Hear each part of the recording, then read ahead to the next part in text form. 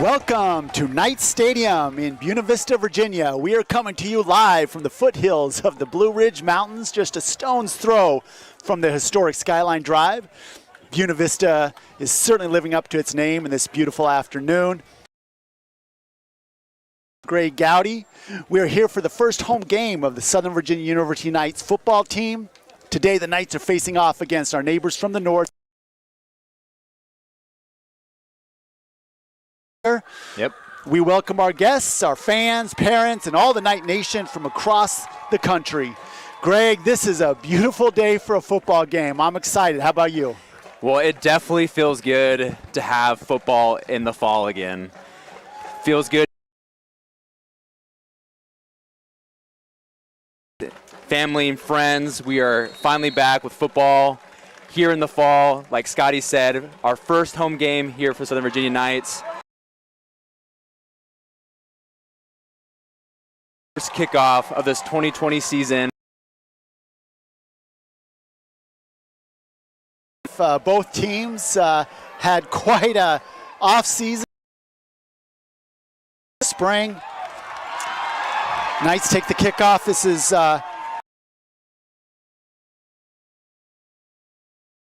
Matthew Valentine taking the ball. And we're underway, Greg. That's right. I was talking with Matt Valentine the other day in the training room as he's,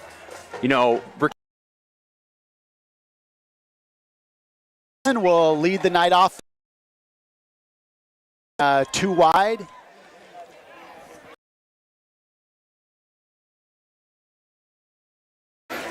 Bridgewater with playing a 4-2 most of the time.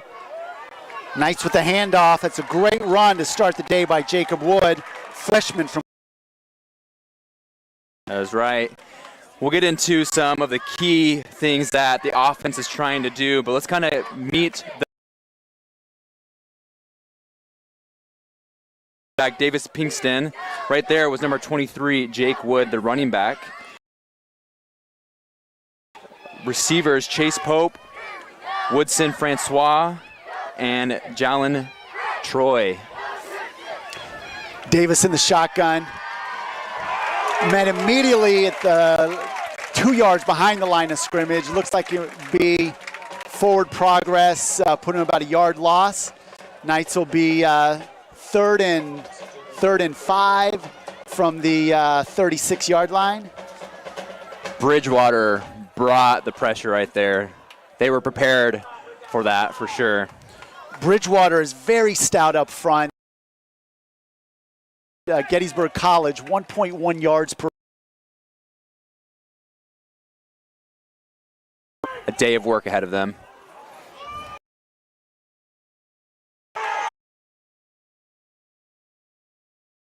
The Bridgewater offensive lineman, plus number 8. Deshaun Davis, he was the ODAC for his efforts against Gettysburg College. Official was getting ready to possibly throw a flag for intentional grounding by the flag, but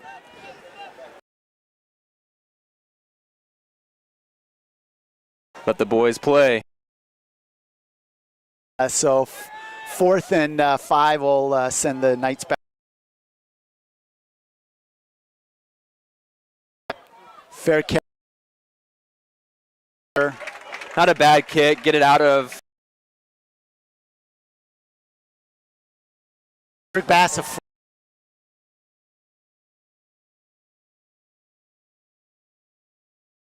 35-yard line, and Bridgewater.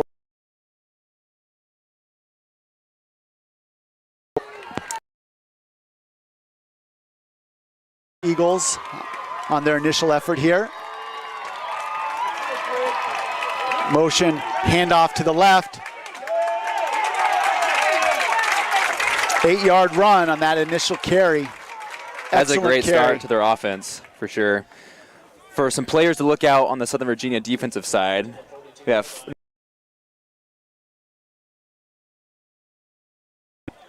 8, Jason Siosi, and number 52, Dallin Breen. Defensive line, they're usually going to put 4 down. They run kind of a 4-2-5, and they'll run 5 defensive backs. Davis would get there, running game outside. They've done some things to really try to address that. You know, they'll come out after stretching in practice right now, and they'll go straight into a 2-minute drill and really try to put some energy. If that can, trying to find ways to translate into first quarter momentum when it comes game time. I think it's paying off right now, Scotty, for sure.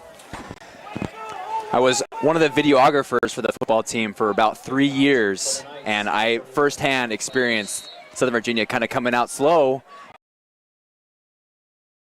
Started off.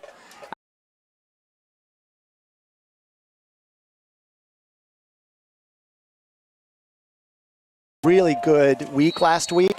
5 kickoffs went for touchbacks. SVU's never had a kicker with that kind of leg.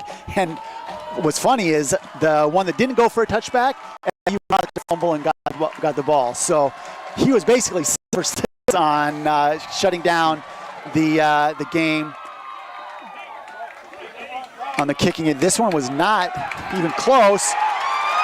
3rd and 4, which is totally doable for this Bridgewater offense.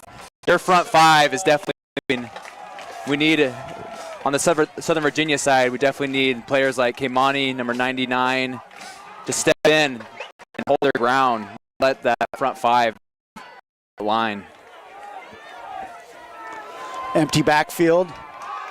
5 wide receivers. Very nice play. Goes short. It's right at the sticks. Again, Jenkins involved in the play. Jenkins looking to be a prominent feature of this offense today. Great route by Jenkins. Got right to the first down marker. Turn. Timing. Matt Lawton got that ball out of his hands really quick. That was an excellent play by Matt. Knights with a free man front. Bridgewater is responding. They're definitely not going to go down easy. They're going to be in there for 60 minutes. Going up over the top, wide open player, number 88, catches the ball. It's a great catch and run by Dylan McLaughlin, senior out of Roanoke, Virginia. It was a bad angle or bad read by number 12, Justin Mitchell, to let that ball go over the top. He's running from behind. Yeah, McLaughlin really gave a move to Mitchell, who was playing him on the outside. Check that. I think it was Dylan Andrew that was playing him. No, number 20, Jamar Robinson playing the right.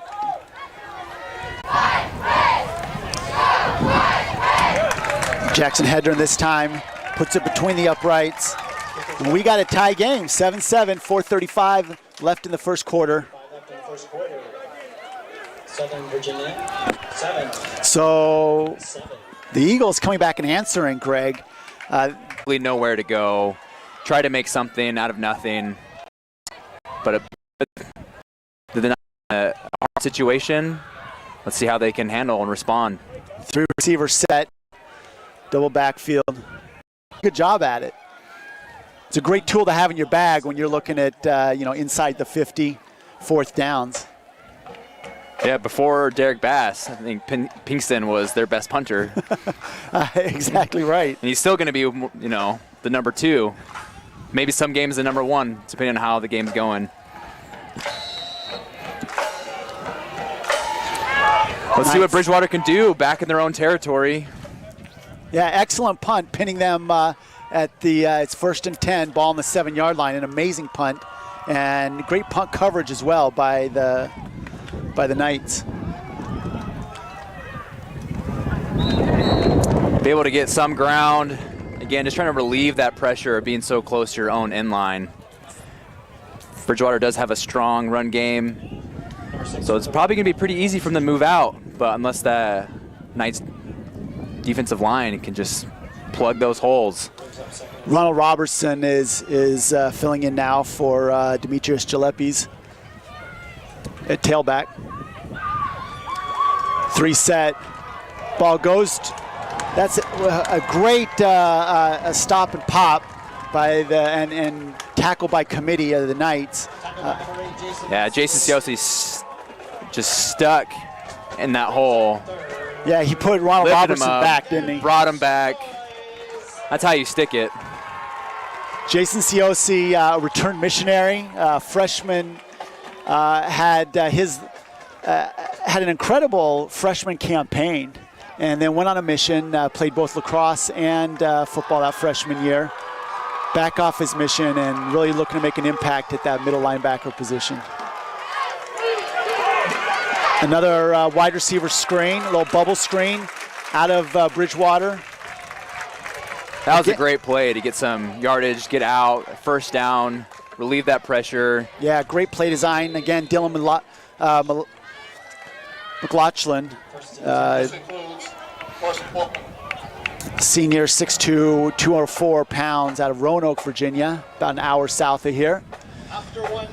And that concludes the first quarter, 7-7. I would say give both teams pretty high marks, very clean, not many penalties.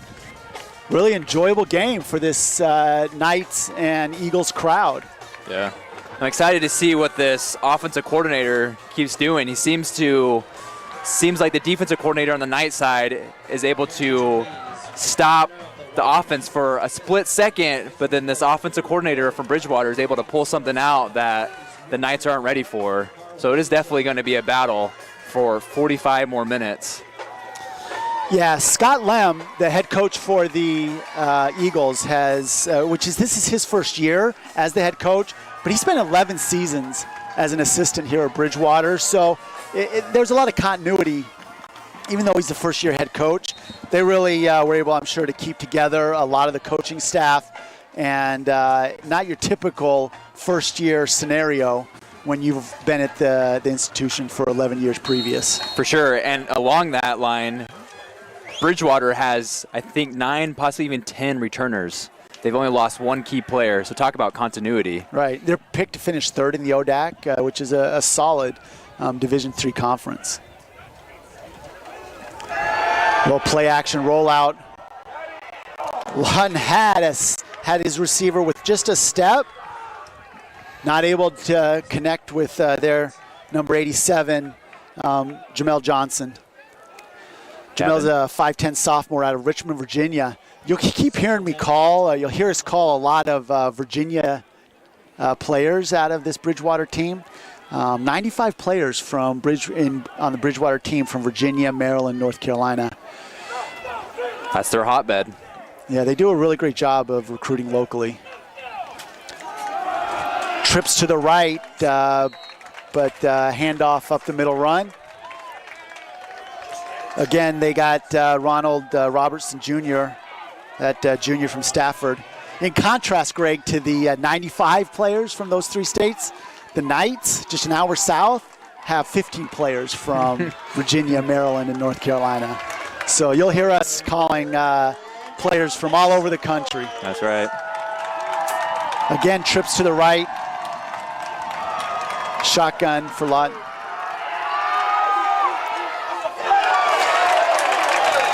Looks like we're going to get either a defensive holding, or pass interference on that. Yeah, I think it's going to be a pass interference. I think kind of an unlucky trip to push the receiver off his line, but I would say it's a good call. Yeah, they definitely got tangled up, and if you're wearing Bridgewater maroon crimson today, you're going to like that call. If you're wearing Knight crimson, you might disagree. Number 27. Ball was taken to spot foul. It was over to the first down. You know, that was great coverage. Jason Siosi underneath. They had number 27 who got called for the foul, Cameron Whipple, over the top. They had him blanketed. It's unfortunate that feet got tangled. Yep. Again, Knights with the two deep. Three receivers for the Eagles. He finds out in the flat. Excellent find of Derek Jenkins. Great find. Didn't seem like any Knight defender was ready for that one. We got another flag coming in from the side judge.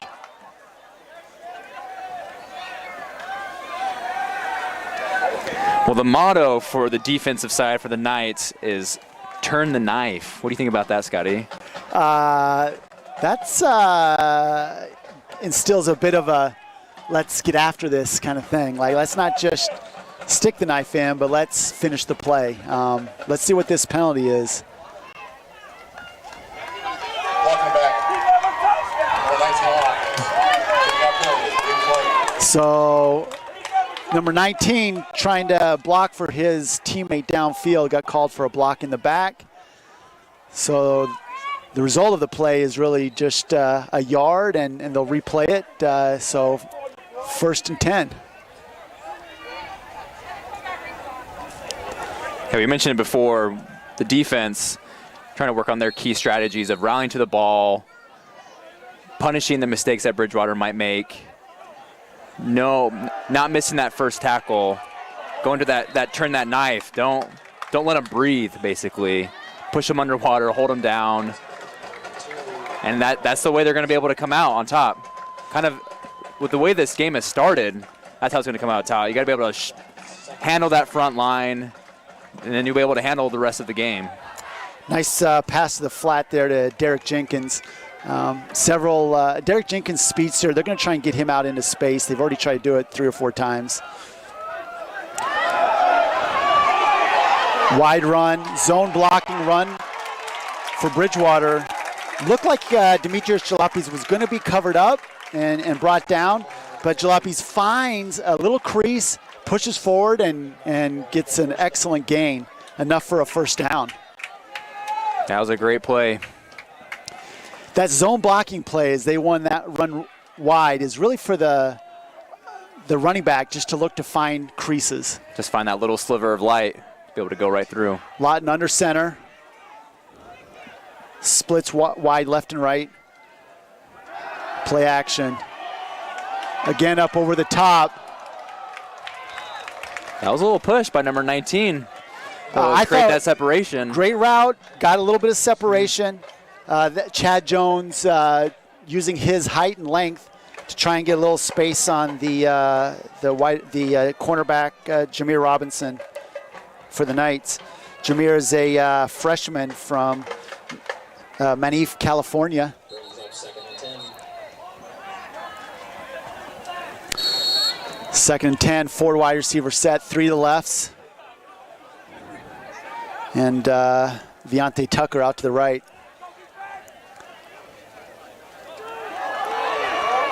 Awkward play. Yeah. Not really sure what happened right there. It looked like the Bridgewater Eagles were Trying to force the Knights offside. I think that's what the center was trying to do. that was awkward. I'm not sure what that was all about.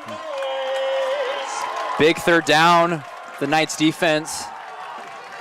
Bridgewater's been able to come out of a lot of their previous 3rd downs, but this is a 3rd and long. Both teams equal right now with 9 first downs in the game. 4 wide receiver set, basically same set as the last play. Over the middle, great route run, strong route by Derek Jenkins. A lot of courage to come into the middle right there. Found space about 15 yards downfield. Lawton with time, that offensive line really giving him excellent time. Yeah, and he was able to thread that defense, thread that needle right there and find that receiver.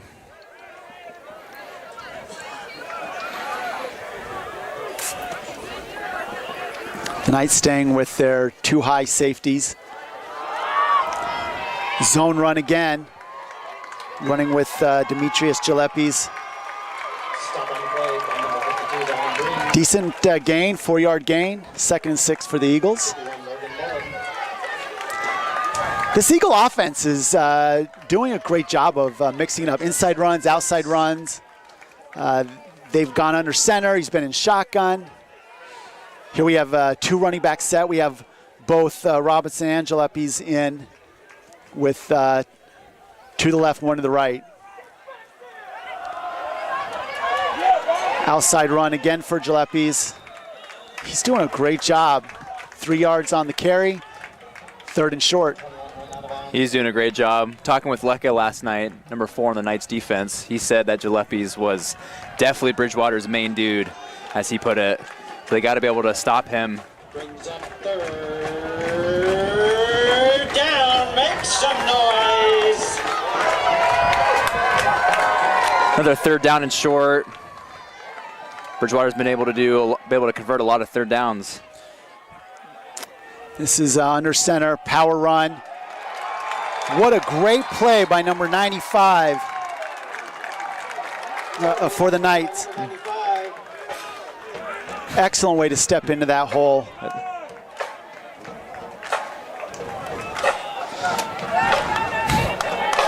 Brings up 4th down and 4. I think that might be Dylan Seawright. Our notes right here are a little off. That was a great, I got to figure out who that is. Our notes are off. That was a great step into that hole, forcing a 4th down. Yeah, you're correct. Dylan Seawright, yeah. Great. That was a great play by Dylan. Timeout. Southern Virginia. Dylan, another one of those players on this Knight team with a brother. His brother Jacob Seawright also plays on the defense for the Knights. Dylan is a transfer from Florida. I'm sure his father, Danny, is out there watching. Super excited to see that. And number 54, Jacob Seawright. His brother, yeah. Yep. Defensive end linebacker. Trying to figure out. When you see the 2 of them, you don't really know that they're brothers. Jake's got this big kind of red hairish thing going on. A lot of hair, kind of curly. Good looking dude. His brother, very different, more blonde hair. Great additions. I've talked with the defensive coordinator about both of them. They've done a great job in the offseason getting ready for these first couple games.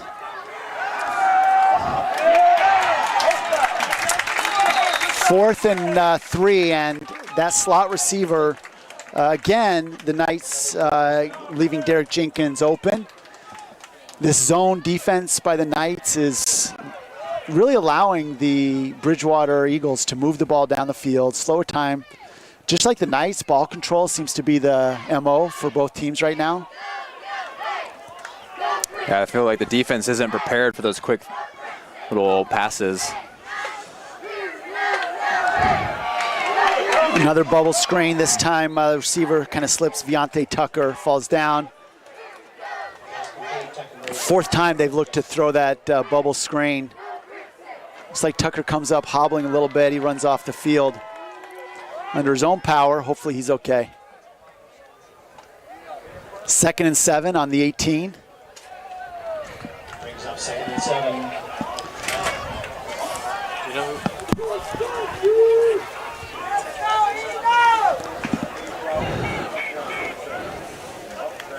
Motion. Oh!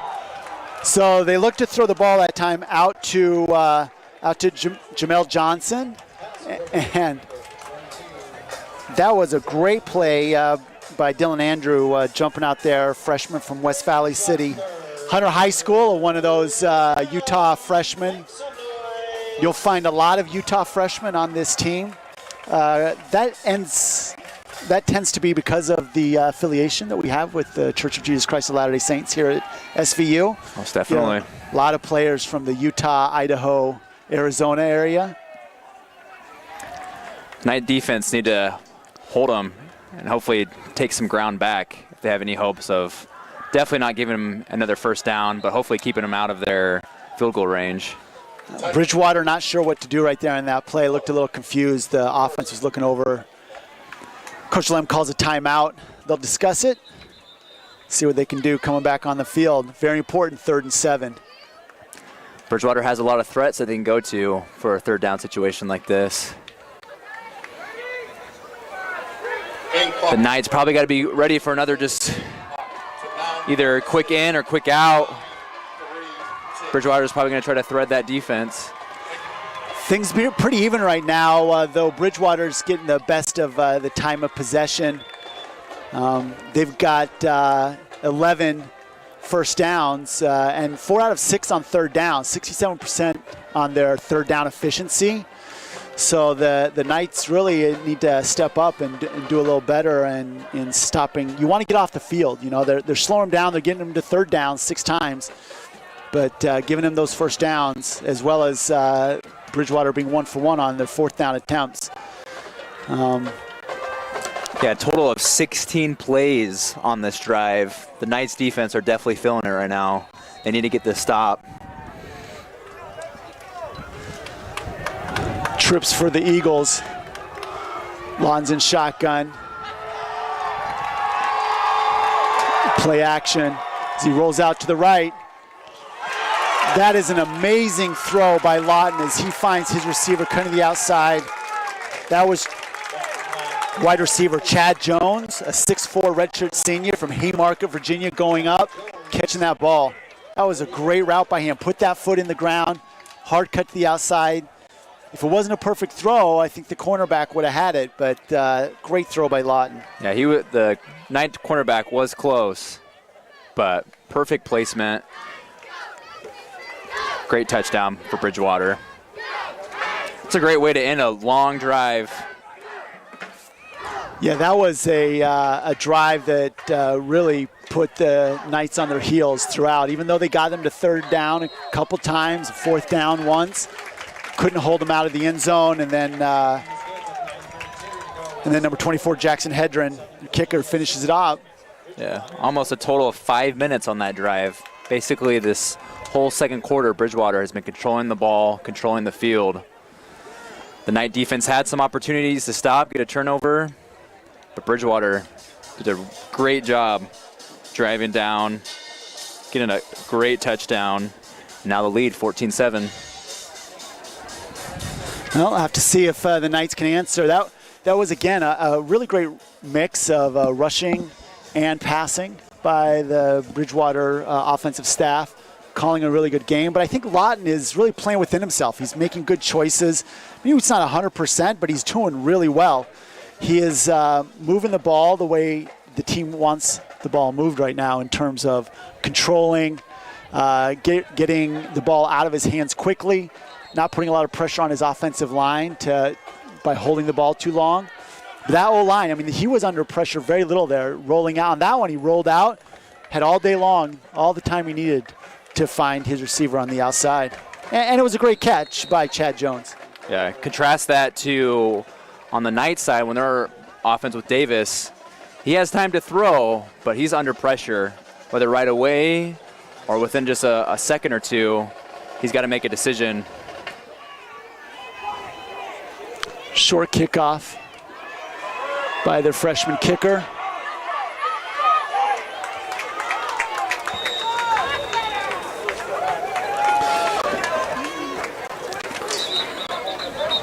Good run by Matthew Valentine, securing that ball. As a lot of hands from the Eagles trying to rip that ball out. So on that drive, I mean, you look at some of the stats. You have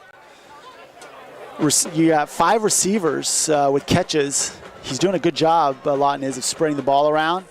And the Knights can't quite hone in the secondary on shutting down the play. I mean, he's moving that ball. Bubble screens, out routes, quick slants, quick curl routes. In the previous years, that's definitely been a weakness of the Knight defense, is their DB's position. Maybe have 1 or 2 possibly strong DBs, but having 4, sometimes they have 5 out there. And with 5 threats on the offensive side for Bridgewater, it's hard to handle. Knights with a quick screen of their own to the wide receivers. That was to Jake Schenk on the outside, working hard to secure the ball, making the most out of that. It's time for the Knight offense to do what Davis talked about, which is staying on the field. They need to give their defense a rest. They need to drive, have a sustained drive. That's one of Davis and Coach Dupay's goals for the offense, is having sustained long drives. Be able to respond to being down now. Back to a similar set, 3 wides. Slick handoff, running to the outside. Number 23 for the Knights, Jacob Wood, again, freshman from Gilbert, Arizona, with a great run inside the left tackle and then found space to the outside. That's another Knight. That is the beauty of this RPO. So many Bridgewater players bit on that throw. They didn't really see that handoff. They were thinking throw. Great O-line, opening a hole for Jake. Great run. Yeah, Valentine did a great job finding the space there. Blitz up the middle for Bridgewater. Still the Knights able to run right into the blitz. Valentine still finds a couple yards. Gets 4 yards on the run. That was a good run up the middle with the blitz coming. There was an A-gap blitz from the linebacker. And yeah, Valentine able to find some running room, get 4 on the play. Good hard running. Yeah, I love watching Valentine run. Just, again, strong but fast. He's a complete running back. The Knights running a lot of 3-man with a slot receiver. Inside route there. Great pass by Davis. Finds his receiver, Skylar Johnson, cutting into the middle.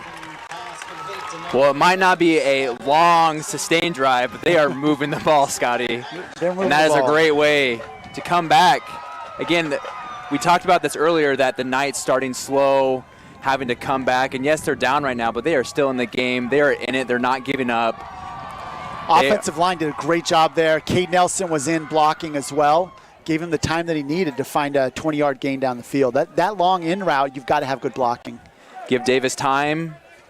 And like you said, what they're working on, putting the ball just in the right area and let that receiver go get it.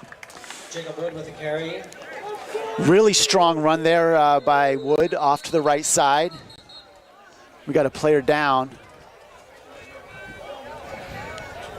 Can't see his number yet. It is Jake Wood. Jake Wood is down. Looks like he's holding his left leg, left knee. That was great blocking. You have Kafusi, right guard, and David Tongolae as the right tackle. They do a great job clearing that line, giving space for Wood.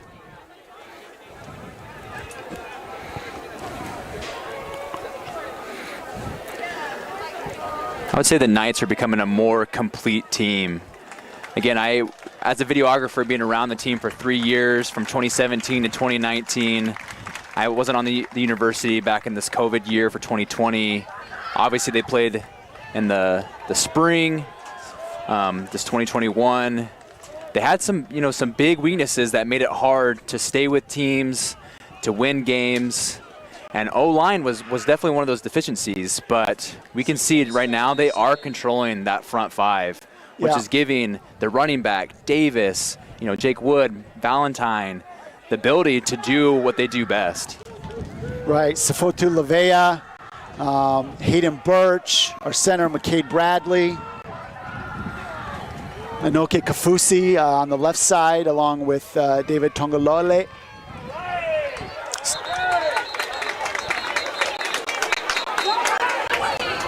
Nelson on the carry.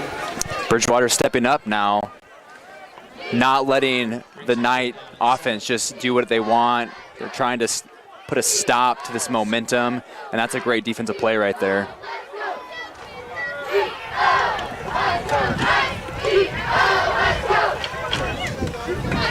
Probably keep repeating this. This is going to be a 60-minute full-on bout.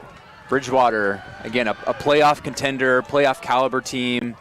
They know how to play 60 minutes. The Knights now, big play here, 3rd and 7. 2 wide receivers to the left. Play action out of Davis. He has space up the middle. He can run the ball. 11, 12-yard gain on that. A flag goes down at the end of that play. Weren't many Knights in that play where the tackle happened besides Pinkston. Could have been targeting or head-to-head. From this angle, that's what it looked like, Scotty. So Pinkston's helmet comes off, and by rule, if your helmet comes off in the course of play, you have to sit out the next play.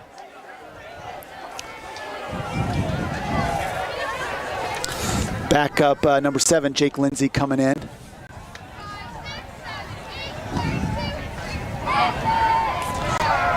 Danny Dupay calling the plays from the box. It'll be interesting to see what he does with this. Run the play.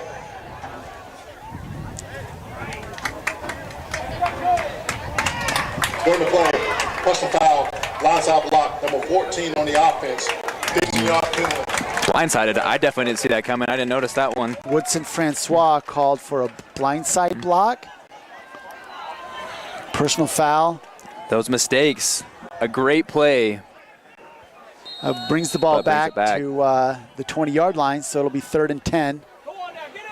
3rd down and 10. And the Knights will be down their starting quarterback as he again has to come off because his helmet came off during the play.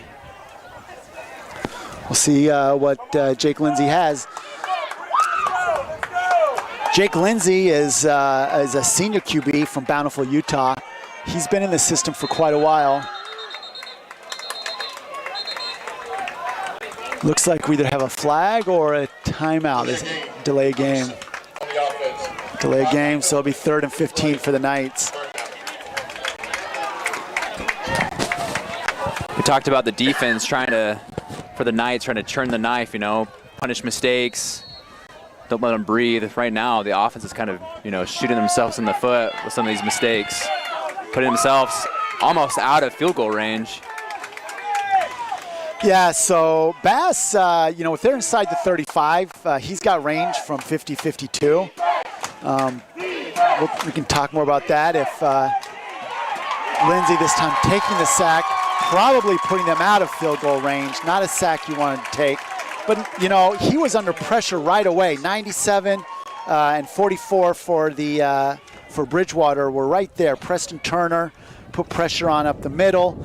44 came up the outside. Nazir Jordan, sophomore linebacker from Richmond, Virginia.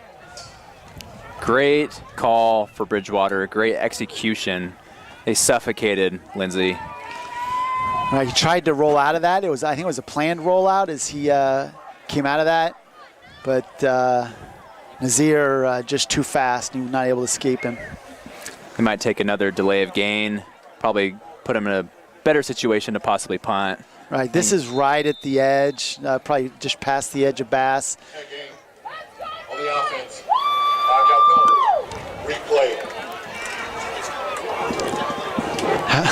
Delay a game, but the penalty is declined. Lem declining the penalty. See if, most likely we'll get Davis with a pooch punt right here. Puts that ball right at the 15-yard line. Looks like he'll die at the 16, 17-yard line.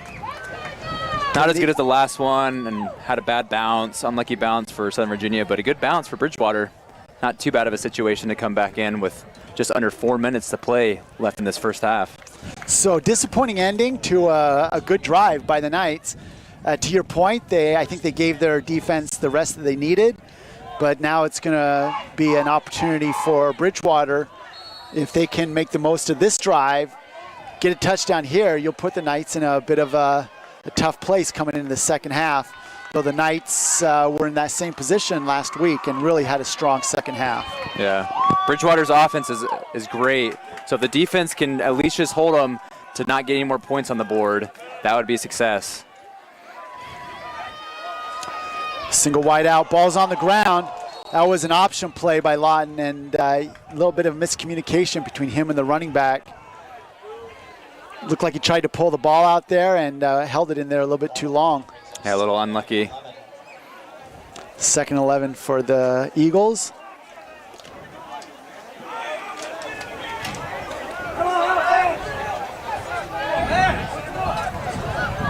Knights with a traditional three-man front.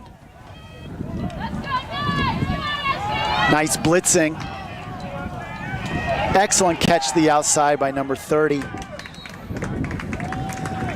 Seems like the Knights aren't having a mirror or someone locking on their back that's coming out on that little swing pass. Right, Brady Lauder. Excellent hands. Ball might have been over his head. Not the tallest of guys at 5'9", 200 pounds though. Excellent hands, brings that ball in. Now it's 3rd and 5. 3rd and 4. The Knights brought 5 players right there, and Lawton did a great job of finding his outlet. Yeah, I feel like Lawton might have just a little quick pass right here. Brady Lauder again at. Lawton with his first QB run of the day. Gets 5 yards on the run, and another 3rd down conversion to a 1st down for the Eagles. That was a really great read by him. He knew he only needed 4 yards. Saw space up the middle. The Knights didn't really hold their gaps, and he was able to pick up just what he needed to get the 1st down. The Knights with the 3-man front again. 3 wide receivers for the Eagles. Miscommunication between Lawton and his receiver, number 19, Chad Jones. Chad Jones, a senior, redshirt senior. Lawton's been at this for a long time, also a redshirt senior. They've been together for 5 years here at Bridgewater. You wouldn't expect that kind of miscommunication between the two of them.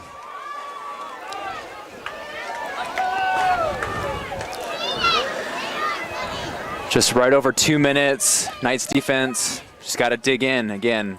If they can just come out of this first half with no more points for Bridgewater, they're in it. They're definitely in it. 4 wide receiver set, 2 slots to each side. Lawton looks over the middle. He looks off. Looking off the safety, goes up the middle to his favorite receiver, Derek Jenkins. Just a little bit over the hands of Derek Jenkins, who's not the tallest guy at 5'8". Fast, excellent runner. I think if he caught that ball, he had some running space too. He's definitely getting a lot more yardage, if not breaking it out, depending on the speed of him and the Knights defense, their DBs. Trips to the right. Single receiver to the boundary side.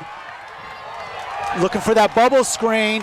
But number 20 on the corner read that. That has been run in front of him several times. So this time, Jameer Robinson reads the bubble screen, jumps it. He got there almost before the ball did. Did a great job of blowing that play up. But that play's been run in front of him probably 3 times. And he really read it well that time. Yeah. That's a great mark of a great player, be able to start learning the tendencies of their opponent, be able to start reading what they tend to do, what they favor. Justin Hughey, the special teams coach, really, really wanted that timeout. He ran 8 yards onto the field to get to the referee to let him know he wanted a timeout. You know, Justin Hughey is a really important part of this Knights team. He is their special teams coach. He's also their recruiting coordinator, and he coaches the receivers. And they depend on him a lot. Danny Dupay was talking about all the things that Coach Hughey does for this team. And he has really, I think, blossomed in this staff that Coach Mulitalo has put together.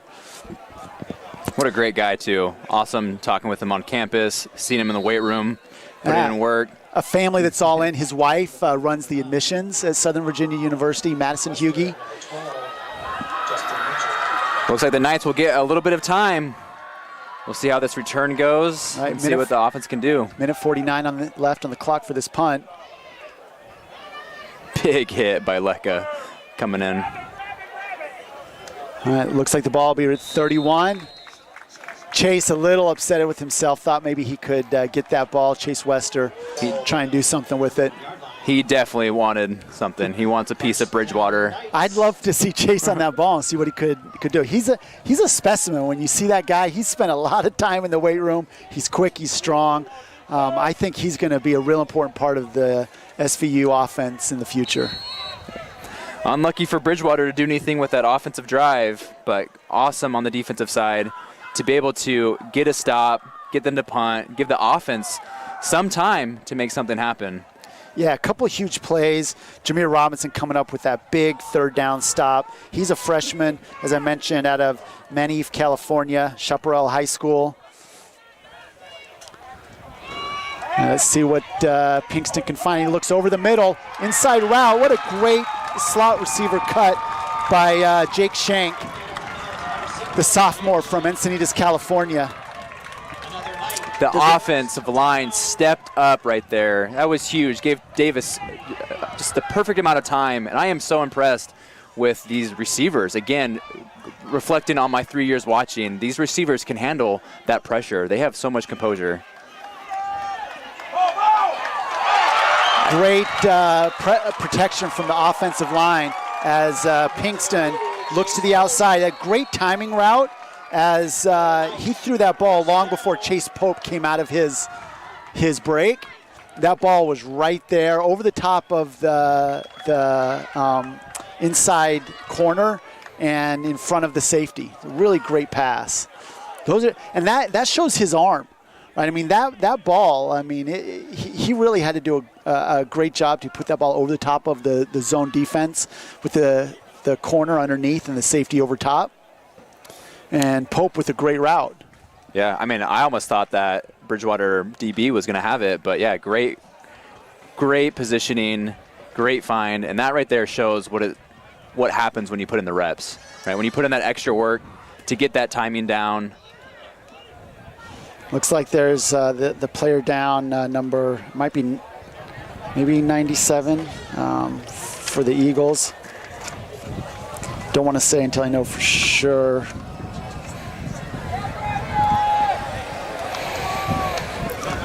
Unlucky. The Bridgewater and the SVU athletic training staff are bringing out the Gator.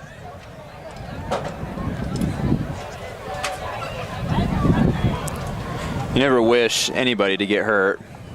No, and that is unlucky. That is. Hopefully, it isn't anything major, something that maybe can bounce back. But he is down, so it could be. You know, as you saw during the start of the game, I don't know if it was on the broadcast, but we always begin our athletic events with prayer. trying to invoke heaven's power on all the players, participants, coaches, players. We want everybody to be able to play to their best ability and avoid injury. Something that's really important, I think, for the sportsmanship. Football is a violent sport, but you have to have respect for the players that go out and put their bodies on the line for their brothers. For sure. That's something, you know, in talking with Coach Dupay, I was asking him about the culture that Coach Ed Mulitalo has created. Ed Mulitalo is a Samoan. And in fact, after he finished playing many years in the NFL for the Baltimore Ravens, he took his family back to Samoa to live for a while.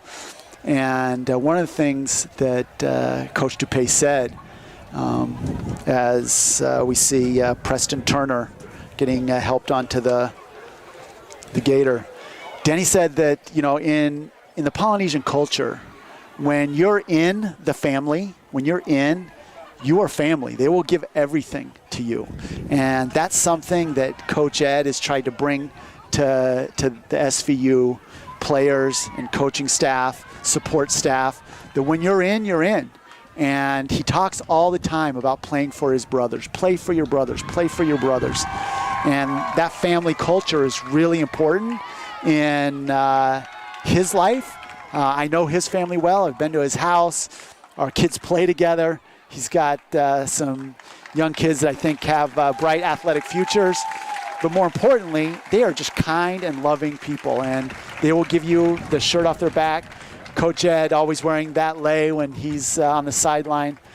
And Danny Dupay talked about how that's translated to our players at SVU playing for each other and having a family atmosphere, especially since they come from all over. Back to the action now. Davis in shotgun, running back to his right, tight end to his left, 3 wide receivers. Play action. Davis takes the ball, turns, hits the A button, gives a spin move, gets 3 yards out of it. He had a couple players open downfield, but it was hard to find them. As soon as he put his head down, he was going to run. Really athletic player. Spends a lot of time in the weight room. I get a chance sometimes, Greg, to go in and lift with the coaching staffs, kind of have a time together where they'll lift. And Davis, wait, I've been in there. I haven't seen you yet. Oh, well, this semester I got to get back on. And I appreciate the call out. As you need to have accountability buddies. Yep. Hughie was my accountability buddy, but I think I let him down. So. Well, I can tell that he's putting in the work. That man's putting in the work. Maybe you can be my accountability buddy. Point being that Davis would come in after us often, and watching him lift, man, he is so strong, and he works really hard in his conditioning. He's a senior, but everybody gets back that season from the spring fake football that we had. But he's also, you know, really academically minded. Davis, biochemistry major, looking to go to med school. Recently married to Courtney Pinkston. Courtney is the outside hitter on the women's volleyball team. So and she has got a hit. Oh, and that woman can hit. Yes, she can. I have a couple nieces on that team, and Courtney is really a great athlete. Maybe a better athlete than Davis. Davis scrambling now, trying to make me eat my words. Just throws the ball away. Couldn't find anybody open. Smart not to do anything there. We got the clock stopped for some reason. Yeah. I've been play going, stopped. I mean, like I said, calling you out. I've been going in the gym, you know, trying to work on myself, and I've been seeing Davis in there. And what's cool about that is when he goes in. Looks like we have. So penalty, illegal man downfield. 64 on the Knights. He thought Kafusi thought that Davis was going to take off and run, and got caught being downfield a little too far. 5-yard penalty. Knights will replay second down. Little unlucky. But yeah, Davis, what's cool about Davis is he's been working also, when he goes in and puts extra time in, he's working on his deficiencies, his weaknesses, becoming that more complete athlete, which we can see over the years has been huge to his progression. Scrambling again, finds his receiver Oh, that's an interception. That ball did not hit the ground. Davis looking to run down. He catches number 26 with an incredible play for the Bridgewater Eagles. Chase Rosenthal went down, the redshirt senior, and just took that ball out of the hands of the Knights receiver and takes that ball 50 yards down the field. Pinkston chases him down. You know, I mean, that's an amazing play by Pinkston. I'm glad he was able to catch up to him. Pinkston comes from a long line of football family. We can talk more about that maybe at halftime. But great job catching him. Unlucky for the Knights. Yeah, not only did you make the mistake of not catching it, but to be able to put it up in a position for the Bridgewater to catch it and have that interception, that is definitely not in your favor to be able to come out. Bridgewater does have some time, 30 seconds on the clock, only 25 yards out. They can make something happen easily if they put something together. Back in that 4 wide receiver set, Lawton looking over the middle. He has an open receiver. There he finds again Chad Jones, receiver of the previous touchdown, cutting across the middle. Great time by the offensive line for Lawton to find his receiver Jones across the middle. Bridgewater just coming out lock and loaded, just putting that right in. Knights looking to like they might go down and tie up the game. They had that penalty that brought him back off that run by Davis, the illegal block. And man, now the fortunes turn. Like, you know, football is a game that there are plays that tipping points in football games, at least in halves, right? Definitely the Knights they're only down 2 touchdowns. They can come back from this. But rather than the ball, 1st and goal from the 5, a little play happens and slight mistake, and then all of a sudden half ends and you're down 14. And the cross, we have the 2-goal swing. When the goalie makes a save on one end, they're able to clear it, get it down to the other side, and get a goal. That was basically a 2 TD swing. We're going on what you're saying. SVU had the opportunity to get down, possibly get a touchdown, if not, get a field goal, get some points on the board. But Bridgewater, great plays, bring it right down, quick goal. That is hard. That's heartbreaking for the Knights. Extra point looking to be put up here by Jackson Hedren.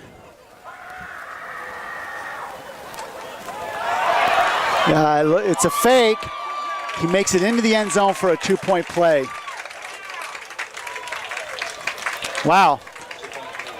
2-point conversion was done really well. Sneaky play. I don't know if I'm the biggest fan of the turn the knife, motto, but Bridgewater did just that. Well, that was to sneaky Knights. Fancy play, right? That I mean, was fancy like Applebee's on date night. No one was expecting that. Nope. I think Bridgewater is trying to make a statement saying, you might have gotten one on us, but that's it. Right. And that's how they're playing. Again, though, the Knights have nothing to hang their heads for. They've done a great job of being involved, keeping the game close, moving the ball. I mean, if you go back and you look at the stats, and we'll go over these in just a few minutes, but the Knights have 13 first downs to 14 for Bridgewater. So it's, the Knights have been able to move the ball. They just haven't been able to put it in the end zone the way that the Eagles have. Yeah, 225 yards for the Knights. They actually have more yards than the Eagles. The Eagles have 209 yards of total offense.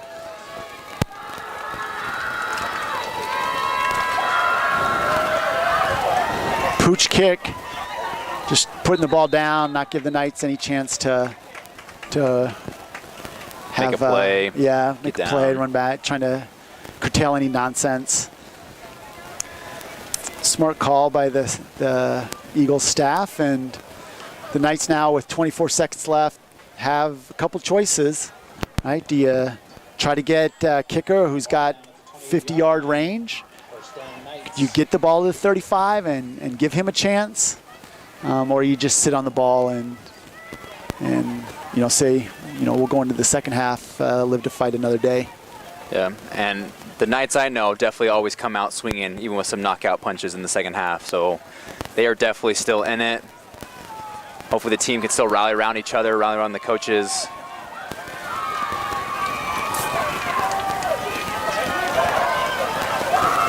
Great outside run by number 26, Matt Valentine. The Knights get a first down, stops the clock as they reset the chains. The Knights aren't going to call a timeout. They're just going to let this clock run out. They'll go into the second half. So there you have it. End of the first half. Knights 7, Bridgewater Eagles 22. Their fans cheering them on. We're going to take a 5-minute break, and then we'll come back and talk more about the stats, the first half, and what we might be able to look forward to for the second half. We want to say thank you for being with us on this broadcast. We appreciate all of you guys that are watching from afar. Hope you're enjoying this beautiful day with a great game. Bridgewater on top right now.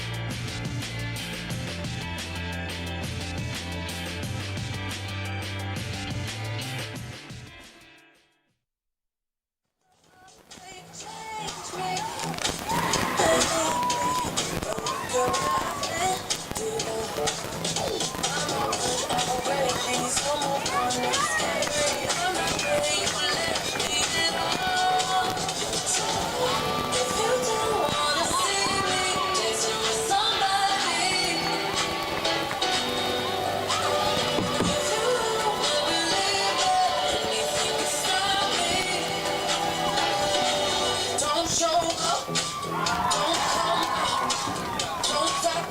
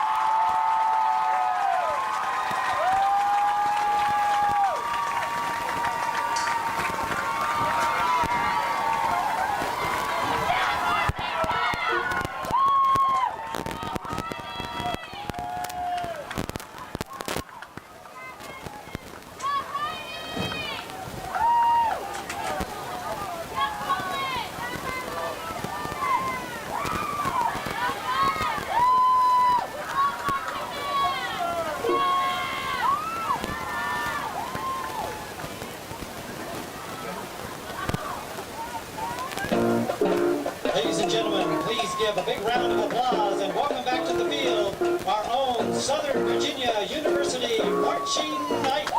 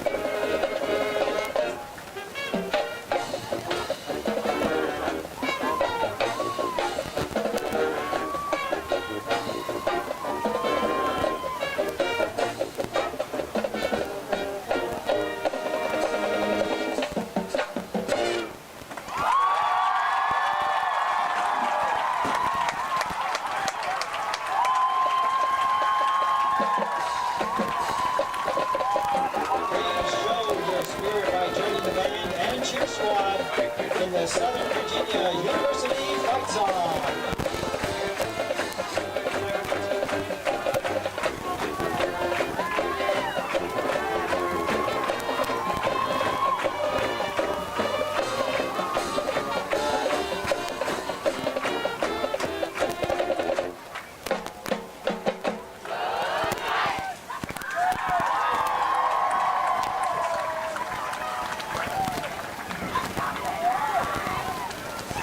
Knight fans, please turn your attention to the south end zone for the Grace Automotive Field Goal Kick Contest.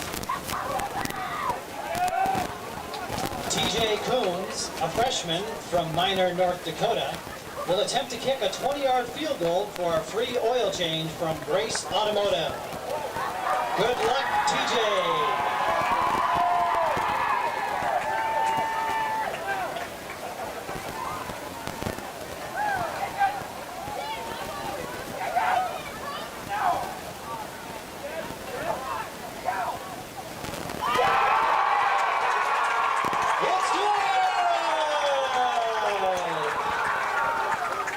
Automotive is a one-stop shop for all your automotive needs. Knight fans receive a 10% discount for any service performed by Grace Automotive, located at 1930 and Magnolia Avenue in Buena Vista.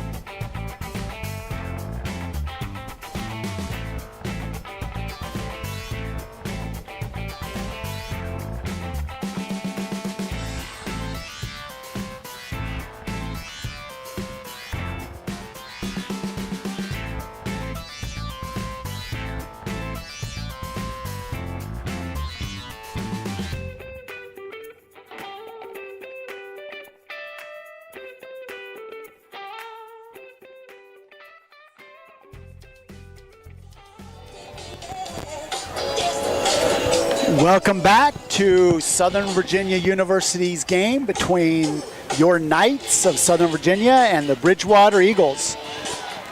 About 9 minutes left before the teams start the second half with the kickoff. And again, Scotty Winterton, joined by my ever-faithful partner, Greg Gowdy. And want to talk a little bit about the first half and the stats and what we see going on for the second half. But if you have not had a chance to come to Southern Virginia University, as Greg and I stand here on this balcony at Knight Stadium, overlooking the fans and the field, we see the Blue Ridge Mountains off in the distance in this beautiful valley. I invite all of you to come out here and visit Southern Virginia University. Let us know. There's a great campus visit form you can fill out on the website.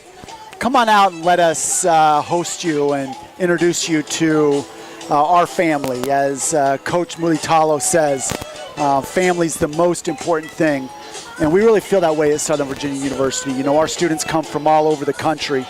When you look at, I'm going to read down the roster here and give you a sense of where our students come from. Just starting from with Davis Pinkston, number 1. Simi Valley, California, Troy, Michigan, Hoover, Alabama, Oakland, California, Tracy, California, Bountiful, Utah, Carlsbad, California, Hodgson, Georgia, Hagerstown, Maryland, Santan Valley, Arizona, Enoch, Utah, Roosevelt, Utah. The Uinta Basin represented happily here with Colby Hyder. Hopefully his brother, who's rehabbing from an ACL tear out there in Roosevelt's listening in. We welcome all the Hyder family watching Colby. Fredericksburg, Virginia, Happy Valley, Oregon. Just to give you a sense, Chibolo, Texas, Magna, Utah, DeKalb, Georgia, Billings, Montana, Lethbridge, Alberta. Our players are from all over the country, and so when we say the Knight Nation, we do not just mean that our fans that support SVU, we mean the players' families across the country. So when we're looking right now at the stats, to move on from that, just to talk a little bit about the last half, we saw some interesting things. First, Greg, you know, when we look these over, you know, it's a 22-7 deficit for the Knights.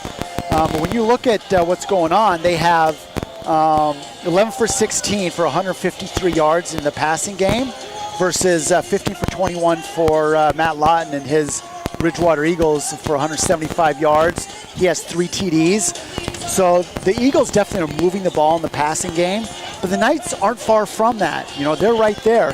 And when you look at the rushing yards, it's interesting to note that the Knights have more rushing. They have the same number of rushing attempts, but 2.4 yards rushing per rush for the Eagles and 6.1 for the Knights.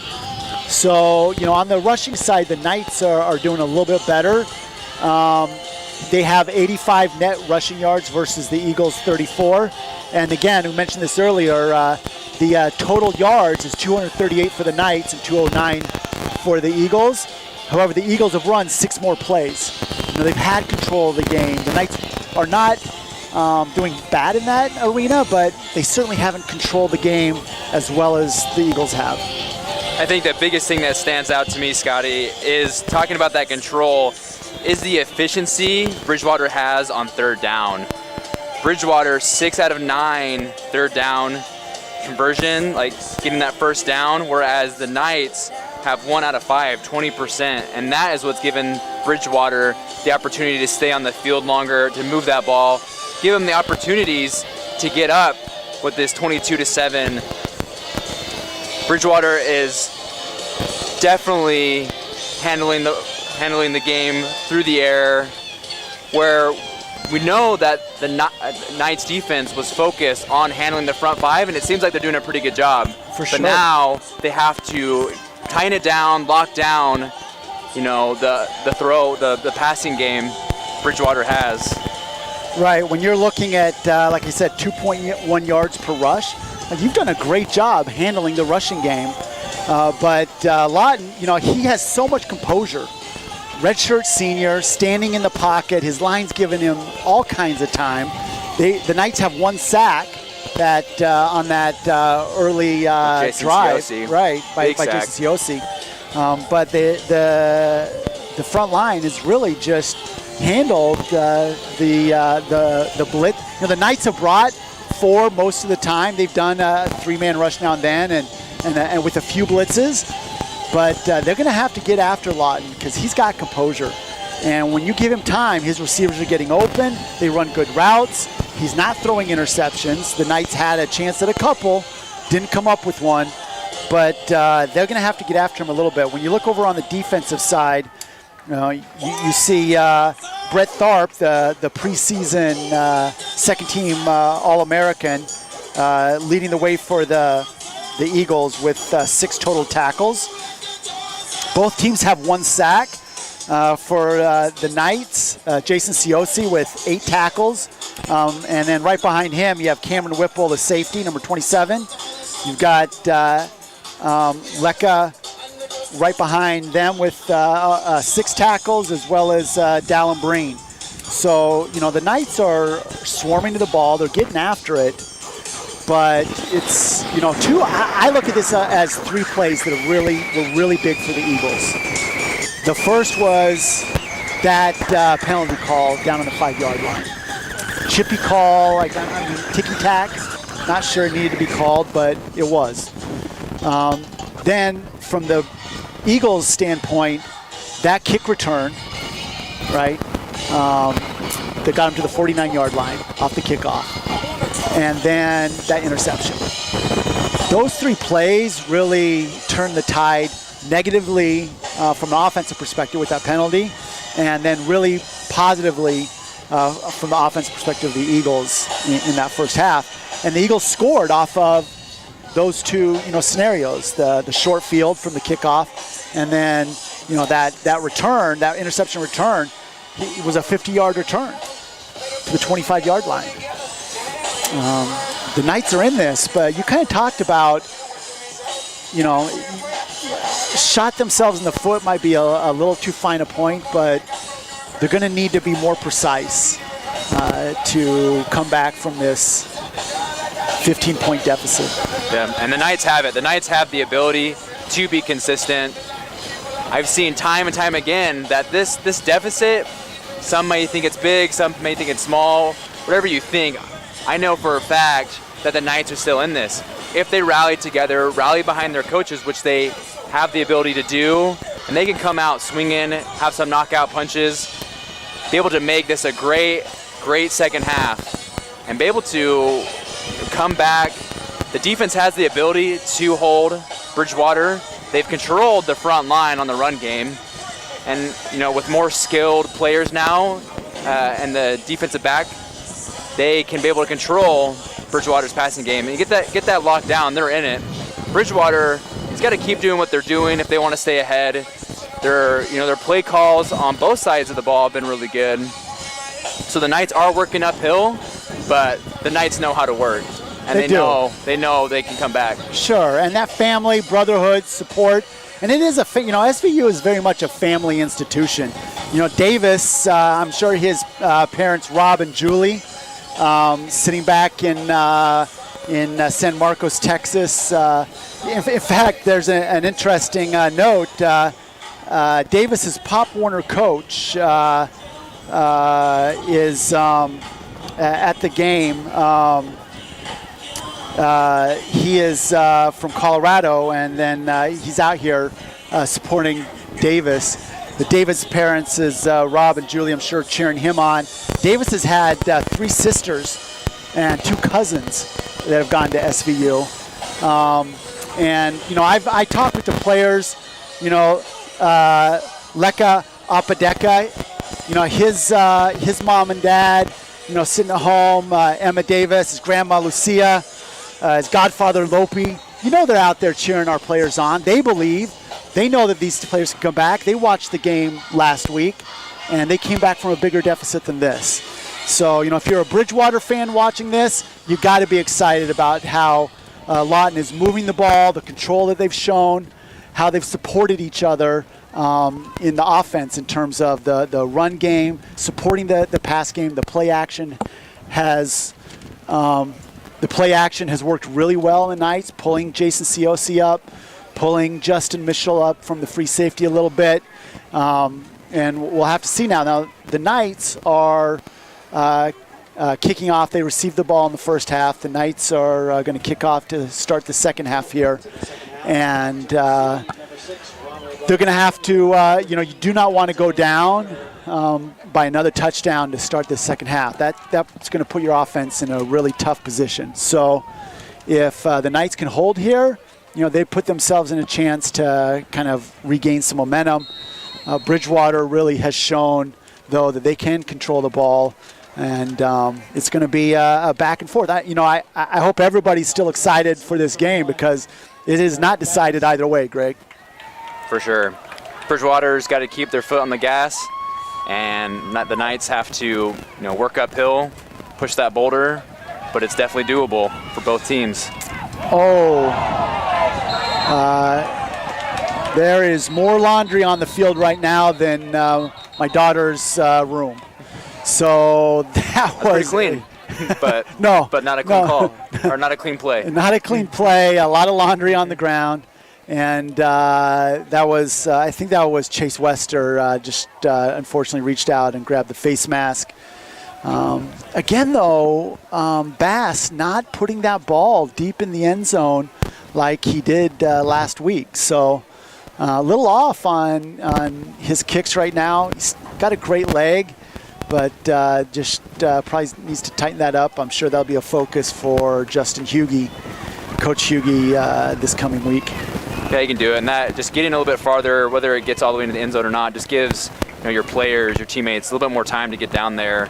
Puts a little more pressure on the return team to make something happen. Yeah, so the Knights now having to defend as the Eagles start at their own 40. Lawton now back with more of a heavy set inside as they look to run inside. Ball bounced outside, still on his feet, and a big hit, number 10 for the Knights coming in. That's Tyler Wester. We talked about brother of Chase Wester.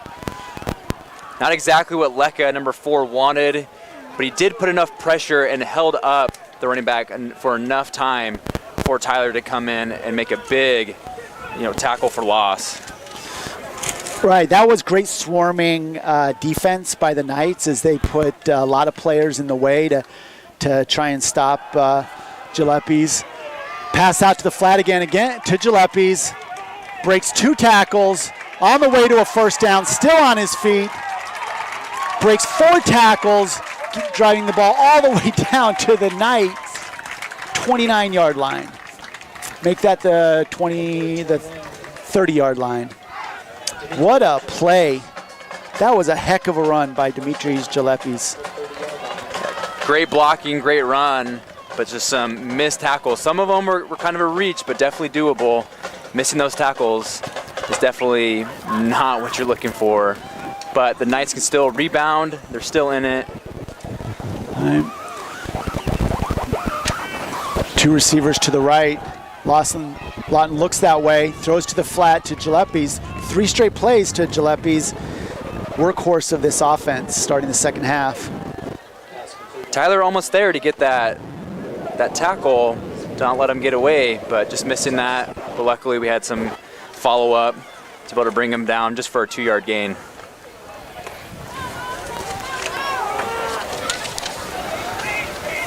Lawton in the shotgun, trips to the left, and Viante Tucker off to the right.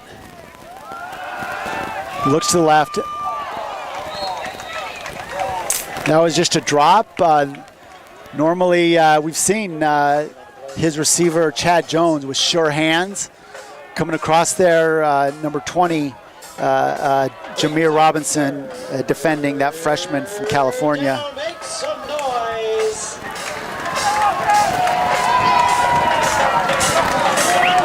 Back to that, trips to the left.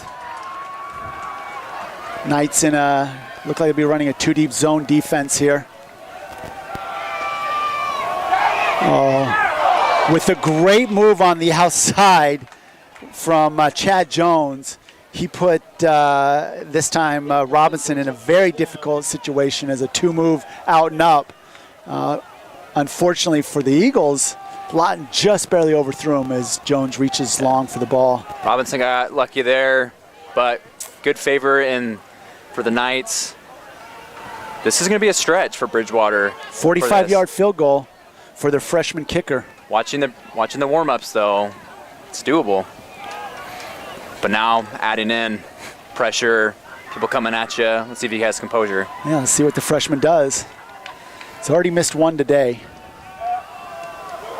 It's up. Looks good. Right down the middle. There it is. Freshman rebounding. That's you gotta love when a freshman kicker misses, a kick early in the game and then can come back and do something like that. Jackson Hedren making mama proud back in Winchester, Virginia. That was a great kick, Jackson. Way to come back, just like Scotty said. Not the best first kick, but that was a great kick. And when you can get a 45 field goal, that just opens up a lot of things for your team, getting more points on the board. Yeah, your team trusts you, offense trusts you. So now the Knights have their first opportunity to have the ball in the second half, give up 3 points. Able to defend that long play from Gillespie's and bounce back and hold them to just 4. But some of that a little fortuitous as Lawton had a great shot at an open receiver downfield.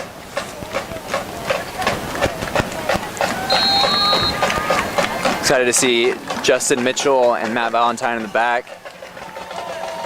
Let's see if they get the ball and can make something happen.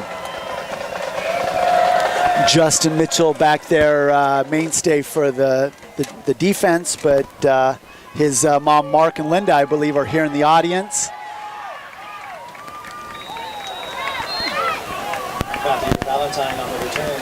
Valentine gets the ball up to the 30-yard line. Yeah, Justin Mitchell, one of those two-sport athletes, had a chance to meet his dad when he came down. His brother was here for a bit. Great family from the up in the Maryland area. Justin from Hagerstown, hotbed for lacrosse, but he is a football guy through and through. He is. He's got great feet, great feel of the game. Cade Nelson with the run up the middle, looking for some daylight off to the left side. The Knights center, McCade Bradley, doing a great job with the left guard, opening up space. He and Hayden Birch working together to open up space. Eagle 41, Brett Tharp, able to kind of stop that from breaking into anything bigger than just a few yards. Oh, I take that back. I think that was Henderson. 72 is in at left guard now.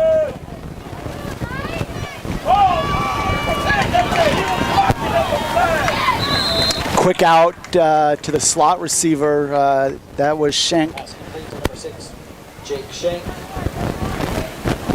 And number 2, Dustin Green, and number 26 for the Eagles, Chase. Able to, again, just not exactly what they want, but able to stop from anything bigger getting, which holds the Knights to, 3, about 5. not a bad position to be on third down, which the Knights have struggled this game with converting. Over the middle, great catch and throw between Pinkston and his wide receiver. Chase Pope coming across the middle there, showing a lot of courage, catching that ball. Knights needed that first down to keep this thing rolling. Again, Chase for the Eagles on that tackle. He was in a decent position, but not able to break up the pass, but at least he got the tackle. Yeah, I feel like the Eagles are they're playing a conservative kind of defense. That two deep zone, you'll see their wide receivers, the cornerbacks drop deep on the wide receivers. There's a run for Valentine. He gets nowhere. Yard on the play, 2nd and 9. Yeah, number 53, Malik Crow, just stepping in, kind of asserting dominance right there for the Eagles.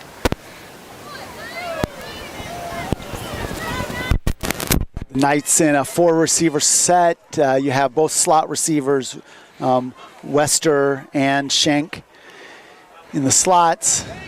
Single tailback and Pinkston in the shotgun. Eagles only bring 4. They get pressure with 4. So this was how the Eagles really beat up on Gettysburg in their game last week. They got pressure on the quarterback with their front 4. And there you see another, pickup in aisle 9 meeting at the quarterback.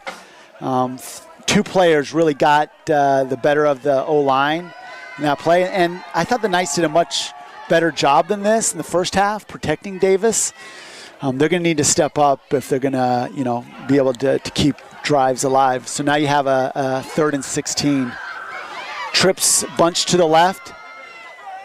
1 wide out to the right. Eagles in a 3-man front line, only bringing 3, drop 8. Davis scrambling, goes over the top. He finds a slot receiver deep down the field. That's Schenk. He's at the 5. He's at the touchdown, stretches, and the field judge calls it. Touchdown by Jake Schenk as Davis scrambles to his left, looks over the top. Schenk, who was out in the flat, takes off up the field. A great scramble play for the Knights.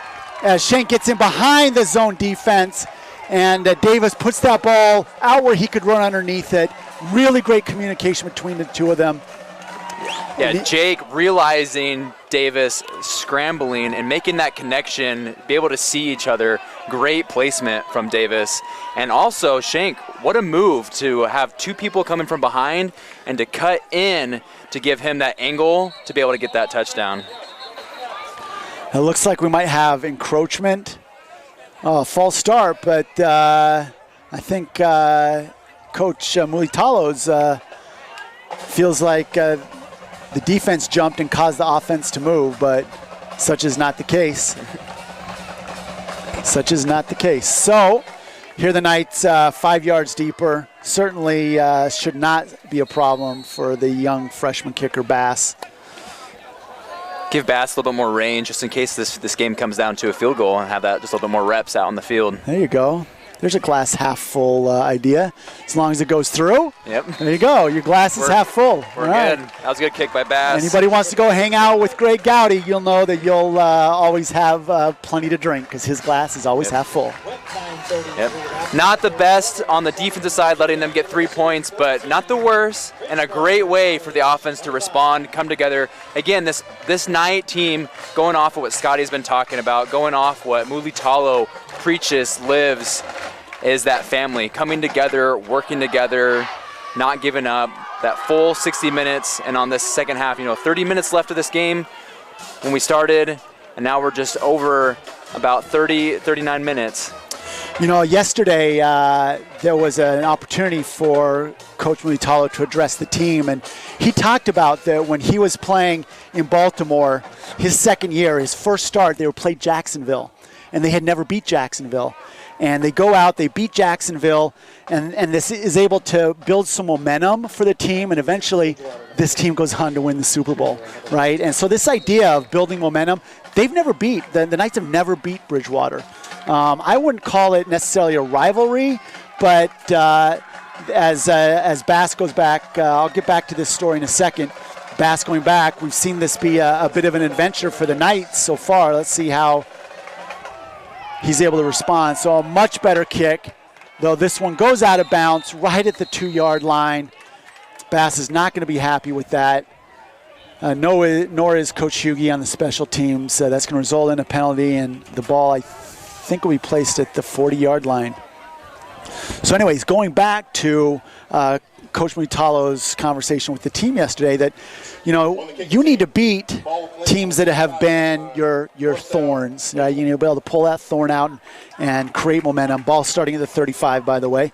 So he was able to kind of get across the idea that this Bridgewater team, though we've never beaten them, this can be the start of something moving forward. And, you know, the ODAC, you know, SVU is in the middle of the ODAC conference. And we can talk a little bit more about our move to the USA South in a minute. We have 3 wide receivers in here for Lawton. Single running back to the left.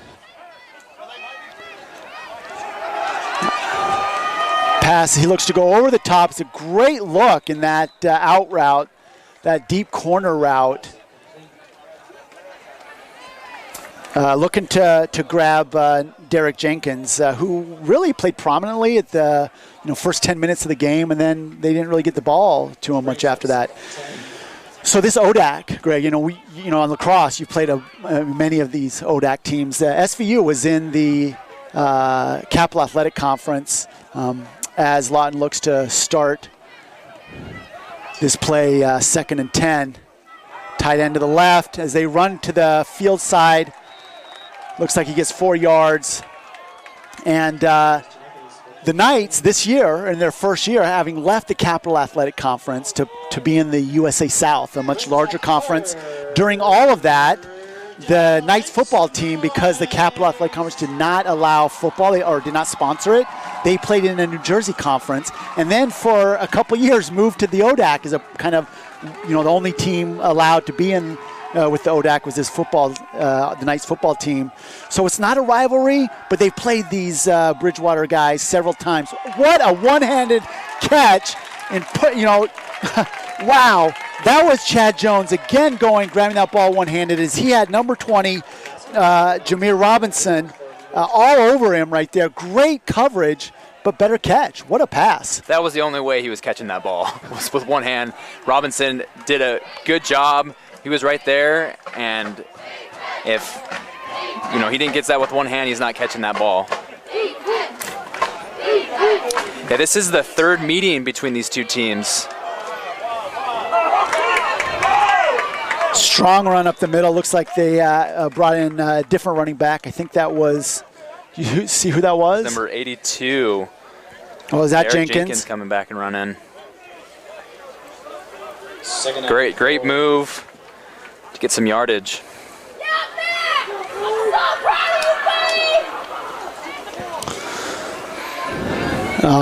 That was Chad Jones on that 31-yard catch, and then Derek Jenkins with a 6-yard rush with Ciosi on the tackle, leading the team in tackles still.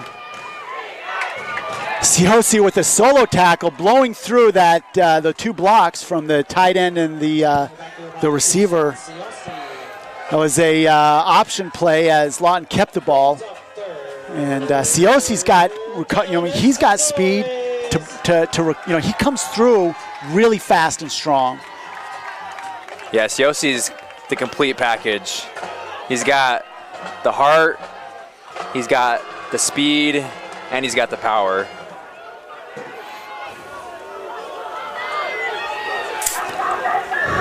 A 4 wide receiver set this time for Lawton as he looks to the left, underneath route. Finds Jenkins, looking to go back to him again. Looks like they're going to do a little bit of hurry-up offense here. Seeing if they can't wear down the Knights defense, catch them napping a little bit. The pistol formation, haven't seen this much. Handoff to the right. And we got a broken tackle. Number 3 for the Knights, jumping in there, Stockton Ferguson, a sophomore out of Hoover, Alabama. slowed down the run, though. He was able to slow him down enough for Ciosi to jump in and finish up the mess. And if that's what you can do, if you can't get a tackle, if you can at least slow them down to let your team, give them time to rally together so they don't get any more yardage. Yeah. Not bad. Great play by Stockton. Motion to the right, through receiver set. Hand off to Jalopies as he strings this out. Zone blocking play, cuts it back to the left, finds the hole that he's looking for. Able to get 7-8 yards on that play, enough for the first down. Jalopies does a great job in those zone blocking plays to the right of spotting that moment to cut back, and he's done that several times today. He's doing a good job evading the first tackler. Pistol with the sweep for Jenkins. He'll get maybe 1 yard on the play. Second down and goal from the 8-yard line. Okay. Colby Hyder coming in with the tackle, number 16 for the Knights. Doing the Uinta Basin proud. Way to go, Colby. Standing up for Roosevelt. That, by the way, is where my mom and dad come from. So spent a lot of time out there herding cattle. You know the land. I know the land. Beautiful land it is.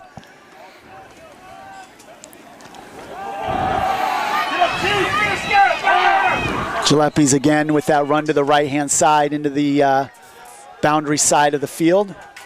I think it's two of your captains coming together, Justin and Leka, swarming to get that tackle.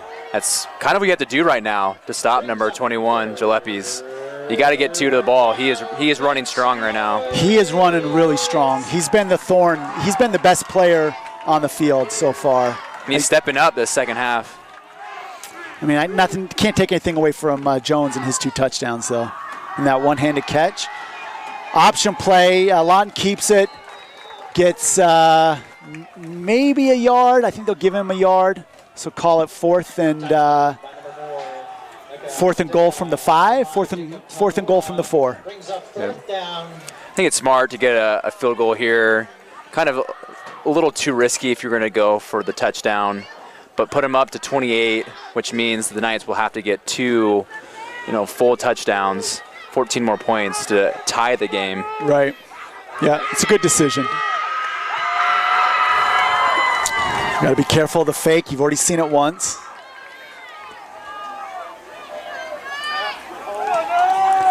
Kick is up. Kick is down, right down the middle.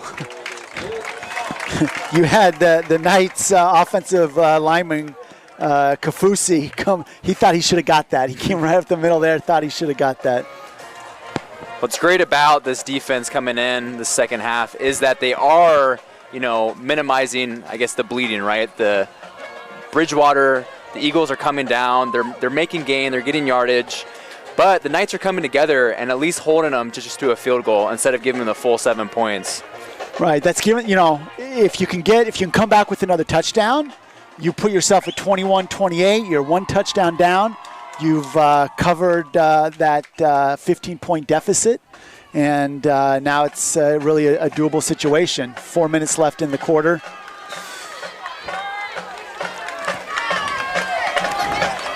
The Knights putting their normal Matthew Valentine back, but also back there now is Crew Huxford. Freshman wide receiver out of Provo, Utah. Provo High School standout. It seems that the Eagles are kind of putting some air underneath their kicks to give them time to get down and swarm the ball. So that's what we probably think we'll be seeing right here. Let's see if Coach Hugie pulled some magic out of his hat for these guys. Valentine takes the ball at the 1 yard line, brings it out to the 20. It's where the Knights will start their drive, trying to cut this 14-point deficit in half. Yeah, and Sean Harris for Bridgewater going down, smothering Valentine to make sure he doesn't get anything. It's interesting to watch this Bridgewater defense. Again, they're a conservative defense. They run a 2-deep zone. So you'll see a big umbrella from their cornerbacks. But, Tharp, their preseason second-team All-American, number 41, he plays all over the field. You got to identify where he's at. Now he's on the right-hand side, lined up in a stand-up position. He gets triple-teamed, double-teamed on the block, and the Knights not able to go anywhere as number 46 for the Knights with his first run, Amin Usalila'a, junior running back out of Layton, Utah.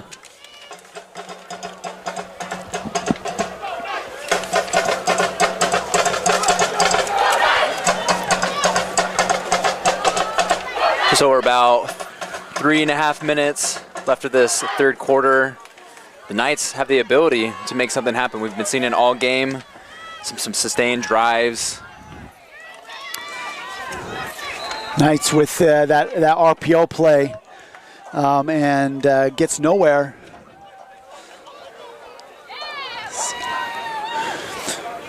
Uasila with his first run just before this one, and then the Knights try to go back to the left side and get nothing for their efforts. In fact, probably lose a yard. Now they're at 3rd and 12, 3rd and 11.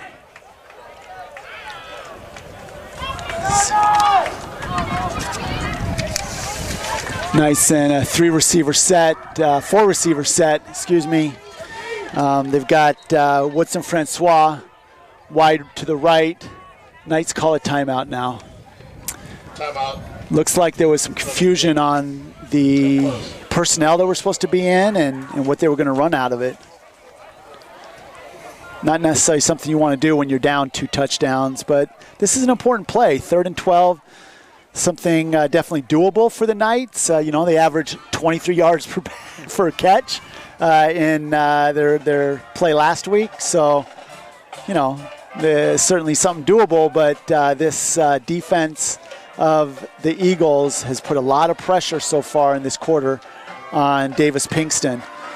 The offensive line is going to need to step up and give him some protection if they're going to convert this 3rd down. Yeah, some defensive leaders for Bridgewater that you're probably going to be looking out for. Again, is number 41, Brett Tharp. Number 44, Nasir Jordan. Number 26, Chase Rosenthal. And number 20, Robert Barlow Jr. These are the ones that are stepping up this game, making things happen for Bridgewater. All right, Knights with 4 receivers, 2 tight to the left and then 2 to the right on the field side.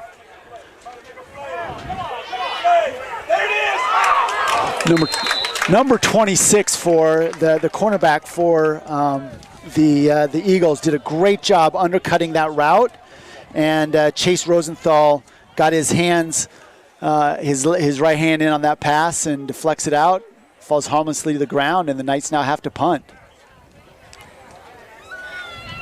Tough for the Knights offense. And again, we talked about at the beginning of this game, tough for the Knights defense, right? They were just on the field. They held Bridgewater to 3 points, but now they got to get back out, rally together, and hopefully go 3 and out as well. Yeah, the Knights will need that if they're going to keep any kind of momentum moving into the 4th quarter. High punt by Bass, fair catch called. The Knights the Bridgewater returner, number 20, Robert Barlow Jr., called for that fair catch and barely got to it. I think it was a smart play. If he can get to that, he prevents it from bouncing any farther down the field. That was great effort by him. He's a sophomore, 5'5" sophomore from North Dinwiddie, Virginia. Oh, sorry, Dinwiddie. That's Dinwiddie.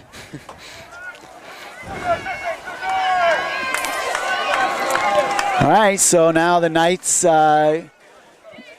covering this, going man-to-man on this 4-receiver set. Run to the right, handoff to Ronald Robinson Jr., the 5'6" junior out of Stafford, Virginia. Yeah, Leka and Kimani coming together, giving up a couple yards, but that's kind of what they've been doing all game. Bridgewater hasn't been having a lot of big runs. The Knights defense has been able to hold them on average just about 2, which is good. Saying Kamani Vaivai is a pleasure. I like calling his name out, Kamani Vaivai. Try it at home. You'll like it too. See? Told you. Money. Come on. Makes me want to say K-Money. No, he's the money player. All right, 4 receiver set. Quick curl route by number 88 for the Eagles. Dylan McLaughlin. Well, what's great about number 10, Tyler Wester, wasn't able to bring him down by himself, but he was able to hold him up and not miss that first tackle, which is a huge key, again, that we've talked about for this defense, is the ability to get that first tackle, and if you can't get it, at least hold him up so that you can have some support coming in. Right. Dylan with that quick out hitch. Good timing, almost deflected by the Knights defensive and the right defensive end. Again, the Knights in more man-to-man now than they played in the first half. Ball up over the top, looking for Jenkins. He had a step. He for sure had a step on the Knights nickelback, number 3, Stockton Ferguson. I do like seeing them man-to-man. I feel like the first half they were kind of just giving too many just little open soft spots in their defense to get those quick passes. So now it's kind of a test of who's got the most speed, who's got the most the most skills. That was a great play design to get that linebacker Stockton on Jenkins. Let's see who can win the 1v1 battles. Lawton goes back, quick underneath. The Eagles wanted the ref on the far side of the field threw a flag. Bridgewater wanted to call on the play in terms of the receiver for pass interference, but the near side ref who was there did not call it. And neither the ref, the line judge nor the back judge on the right side, did not call the flag, did not throw the flag. And then they called pass interference. That was interesting. I'm not sure why that's his call on that side of the field, but nevertheless, there you go. The result will be a 5-yard play, but results in a first down.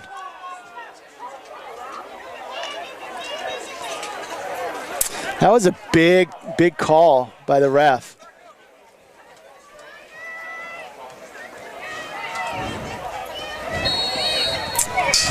Big package in for the Eagles. Excellent cut upfield. Robinson running left, looking for his hole, spots it, plants that left foot, gets upfield quick. Gain of 11, enough for a first down.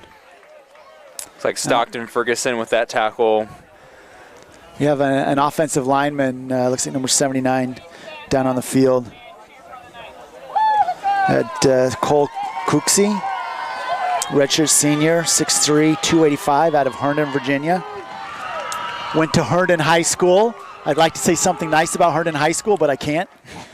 I don't say it at all. No. So I won't say nothing at all. I'll just extol the virtues of their rival, South Lakes High School. Why am I extolling the virtues of South Lake High School, you ask? That's my alma mater, the South Lake Seahawks. Never heard of them. Oh, well, then you haven't heard of Grant Hill, my friend. You have not heard of Grant Hill. Nope. But I come from West, so I don't know the East. We'll forgive you for that. Yep. Yeah, I went to school with Grant Hill there at South Lakes High School, and our rivals, Herndon High School, we had many battles with them. One time there was a fight in the handshake line on the lacrosse field after a game that we had just got done playing.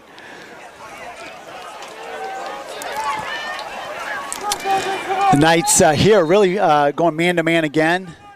3 receiver set, 2 wide to the right. Lawton with Robinson to his left. He looks left, looking for Jones again. This time well played by the Knights corner out there. Jameer Robinson this time was not faked by the out move by Jones. And he was right there, had pretty physical play on him right there. You know, the refs sometimes will call a hold on that if you get both hands on him, which he did. But you know, in and out of the hands of Lawton, right? Like, he doesn't hold that ball long, Greg. I like that. Robinson responded, not making the same mistake twice. Again, mistakes happen in a game, but the ability to bounce back, learn from them, adapt, shows a great player. Shows great coaching as well. Knight with a 3-man rush. He goes back to the other side. This time, Deontay Tucker throws his hands in the air, looking for a call. I'm not sure that there was anything but hand checking between the two players right there. That ball was over the left shoulder of Tucker, and maybe when he tried to turn to get to his left shoulder, the Knight defender was holding him and didn't let him turn to the outside. This would be a second pass interference call. Big call. And it kind of just seems like the flag's coming out a little late. It's the same referee on that side making that call. See what head referee has to tell us. Pass interference. On defense, number 20. 15 yards from the previous spot. Well, I take it back. That was the back judge making that call. He was right there, so I don't know, man. That's two tough calls on the Knights. Yeah, if you're a Bridgewater fan, you agree completely. Yeah. Man was holding us. Man was holding us. All right. Eagles go big. Single out Chad Jones on one-on-one coverage to the outside. They give it to Jalopes. He runs over the left side. That seems like Bridgewater's going to give it to their main dude. Again, just repeating what Lecca said last night. This is their main guy. They got to control this guy. Yeah, the Eagles really have spread out their running to the left and the right. Their biggest runs have come on the right side, but as they run over their big left tackle, left guard there, they were still able to get a few yards. Third quarter comes to an end. Knights in a pretty tough position right now. 2nd and goal from the 2. Hopefully they can regroup, get a goal line stand. If you're a Knights fan, that's what you're hoping for. Hold them to a field goal, the 3rd field goal of the half. Yeah, best case scenario, you're coming out with like a turnover. You cause a fumble, like I talked about, try to cause fumbles, cause turnovers. That's your best case scenario. But yeah, going with you what you're saying, Scotty, if they can hold them to a field goal, that, we'll take it, right? We're improving. The Knights have given Bridgewater some big drives. We've ended with touchdowns, but holding them to these field goals will give the offense a chance to stay in this game, have their own big, long, sustained drives, and get their own points on the board. And we're still in it. 15 minutes, a lot can happen. That's right. And you talk about when you've called out, the captain, Justin Mitchell, Lecca's name.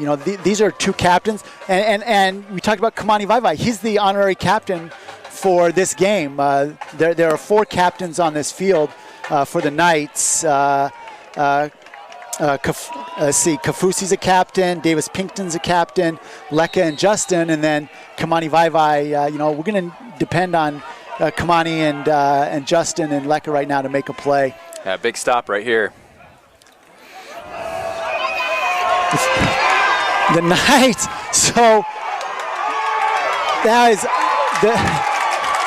the Knights put together a really great up-front play. Stockton Ferguson blowing up the play, not able to wrap up Jalopes, and Jalopes running so hard and so strong, had 4 players around him, still able to bust each one of those tackles, breaks 2 more at the goal line, and puts it in.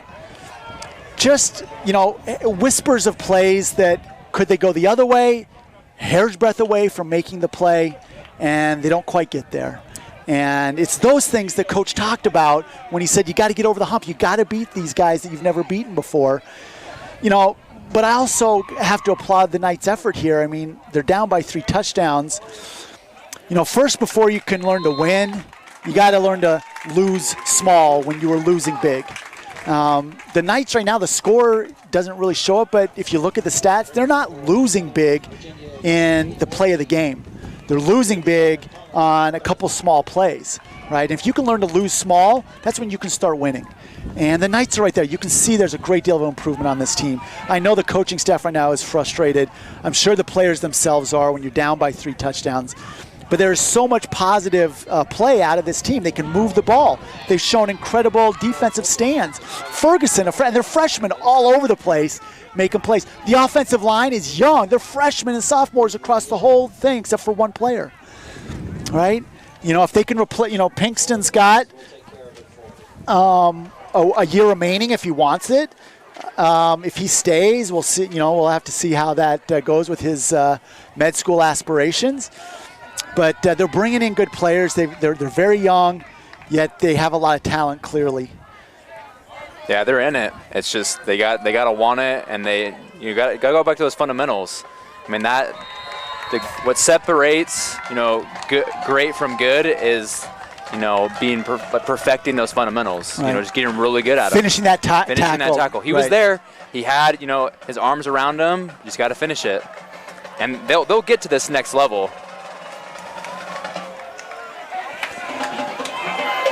Valentine takes the ball at the 2-yard line. Handles one, breaks one tackle, but not able to break the 30 other tackles that are around him, including his own team. Yep. Looks like a rugby ruck right there. That was definitely rugby. Speaking of rugby, people out there may not know, but the Southern Virginia University rugby team is very good, coached by David Smith, former national championship coach at Brigham Young University, coaching our rugby team, doing a great job recruiting. They have an incredible team, and they're going to be a lot of fun to watch. And there's actually a decent number of players from this football team that will be joining that rugby team. And they've had players who have decided they love rugby so much that they've kind of walked away from the football arena to play rugby. Not something that Coach Smith is necessarily advocating for, but just to show the level and enjoyment that rugby team is playing with. They're a great team to watch. They're going to do really well this year. I had 4 older brothers play for Coach Smith at Brigham Young University, and one of my brothers had 3 national championships with him. Yes. So I was telling Coach Smith the other day, I actually felt like a Gowdy finally that I was around him. Even though I'm not playing for him, but to be around him. The Knights can stay in this. We know they can make ground, they can make plays. Oh, wow. So Davis with a lot of time, the offensive line doing a great job creating a pocket for him. He throws that ball on a comeback route, and his target, Chase Pope, was there, but an even better play made by the right cornerback, number 20, Robert Barlow Jr. Almost comes up with that interception. That would have been, speaking of daggers, that may have been a dagger had he intercepted. This is a very important drive for the Knights. You need to start closing the gap if you want to win this game. You got to stifle the momentum that Bridgewater has. Davis on the handoff to his big number 46 back. That guy is a load. Ammon Uwasila'a is a thick, strong player. Ammon out of Layton, Utah. Yeah, it's interesting to see. He's getting yardage, which is awesome. I think it's a good idea. It's working, but the Knights were getting to the outside, so I wonder what Coach Dupay is trying to scheme, trying to maybe to bite them, maybe bring Bridgewater more to the middle, and be able to open up maybe something in the middle or over the top. Yeah, could be. Another big back in for the Knights. That's number 36. Cade Nelson. Another great play by this time the left cornerback, number 26. Chase Rosenthal. Second time he's made a really strong defensive play out of that left corner spot. And Bridgewater's DBs, including Chase, we just talked about number 20, Robert, they are adapting to what the Knights are throwing, and they are reading and maybe able to make these plays, closing that gap. Right, both sat down on those comeback routes, and maybe the Knights have a double move in them. They might be able to create something out of that. It's tough, kind of going 3 and out, the punt. Oh, bobbles the catch. He's able to secure it right at the end. That was Barlow. Good job securing that ball off the initial bobble. I think Barlow might be the smallest player on the field, but making a big impact. Yeah. Good job by Colby Hyder coming down, smothering, making sure nothing does happen there almost for that bobble. Yeah.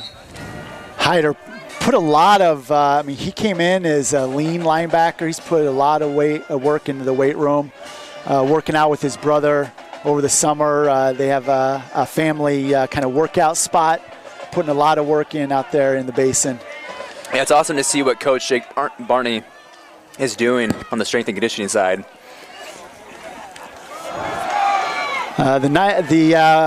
Bridgewater now bringing in number 1 quarterback running. It's not a wildcat scenario. This is Kenneth McCrae, their backup. Quarterback is a senior out of Raleigh, North Carolina. Not sure if Lawton got hit or anything. Could look to find him over on the sideline, see what's up. McCrae now in the shotgun. It looks like, so this is number 30 for the Eagles on the run. That's Brady Loader. Yeah. Sophomore out of Salem, Virginia. Yeah.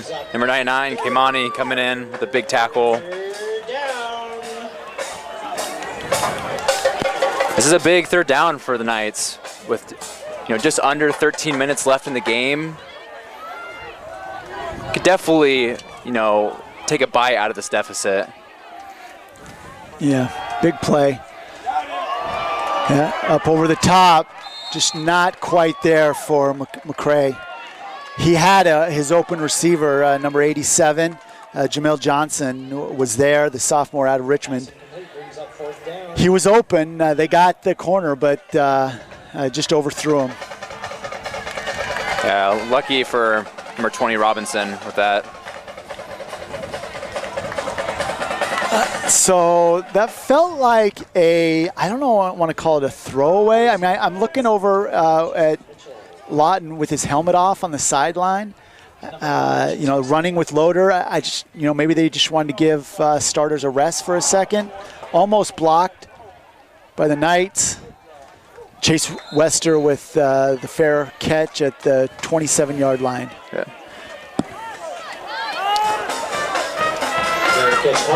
Yeah, I'm looking over there on the sideline, and I saw, I see Lawton with his helmet off, not in his hand. So I'm not really sure if it's just the Eagles trying to give some space for their reserves to get some playing time. But normally you wouldn't do it with 12 minutes left and only up by 3 touchdowns.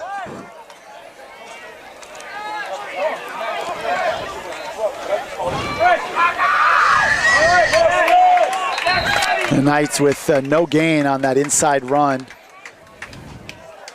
out of the shotgun. And number 53, Malik Crow. And I believe number 44, Nasir Jordan, coming in. Nasir's all over the field. He makes a lot of tackles. He's a really good player. Yeah, he's been leading this team, this defense, this game. That was another run by a freshman. That was Mason Bauer, running back out of Salida, California. Up the run by Valentine. Powers his way for 15 yards. Oh, sorry, Cade Nelson. That's 36, not 26. That was a powerful run.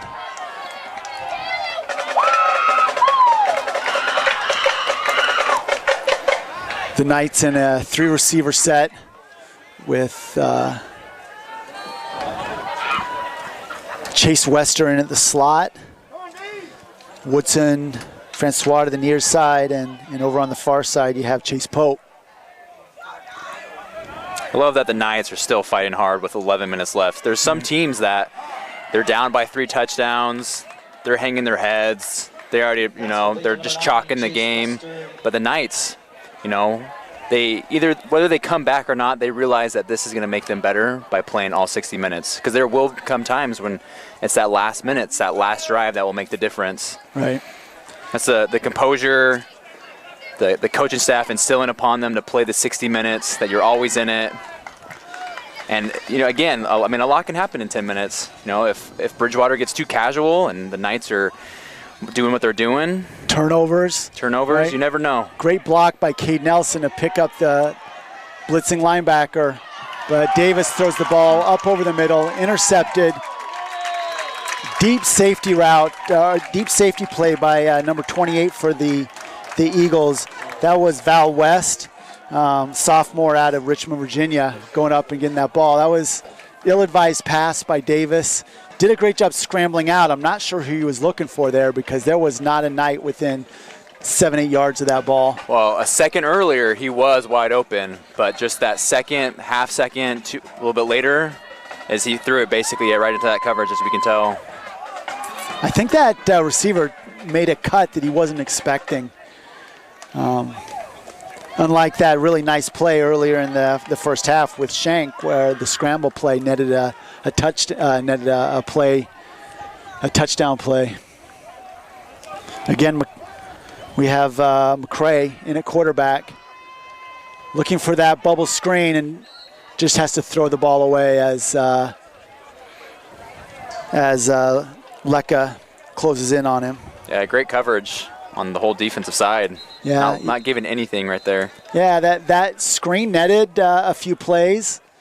That bubble screen netted a few yards in the first half successfully, but the Knights have kind of shut down that wide receiver screen. That time, Lecca Apadeka closing in quickly on McCray, forcing him to get rid of it. Just throws it away. All right. Robinson in at tailback, McCray in the shotgun, and we got trips, 3 receivers to the left. That quick in route, McCray throwing it just as well as getting it out on time, just as well as Lawton did. And not giving a lot of ground, which is good. If Knights can come out with another 3 and out. Bridgewater is a little bit deeper in their territory right now. To be on the punt return. Could easily have a quick drive. All right, big third down for the Knights, 3rd and 9. Bridgewater's been strong on third down conversions, but now we have a different quarterback, different players. So we'll see how Bridgewater pulls this out. 4 wide receiver set. Robinson stays in the block. Over the top to number 14. Justin Mitchell catches the ball, but it goes out of bounds. Good recovery speed by Jameer Robinson to recover. A little bit too much air underneath that as McCray was looking for his wide receiver.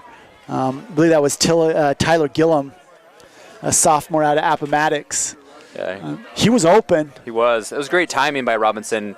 Definitely got a little bit on the lucky end. That did have too much air underneath it, but great timing on connecting, making sure it wasn't a PI, breaking up that pass. I think it's the first time they've targeted Tyler this game. So a little bit of miscommunication between Mitchell and Chase Wester.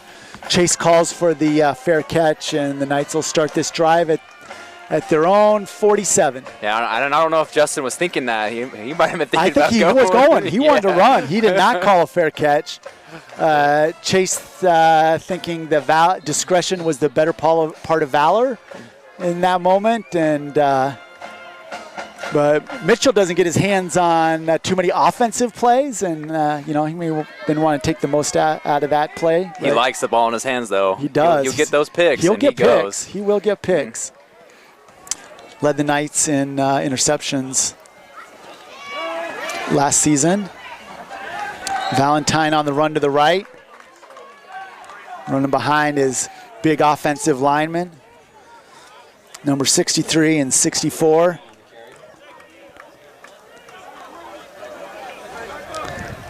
Second and 4. Tongolei and Kafusi are stalwarts on that right side.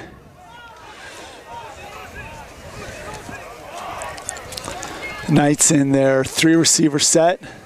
Tight end to the left. Play action. Davis looking.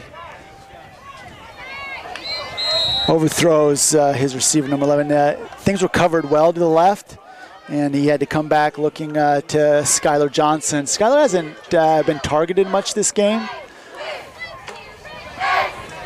Yeah, a little upset, pointing out to the ref his jersey was pulled down over his shoulder pads, trying to get a call, but not happening. Skylar with just 2 receptions so far this game. But had the first touchdown. He did. It was a great one. Yep, going to get that ball.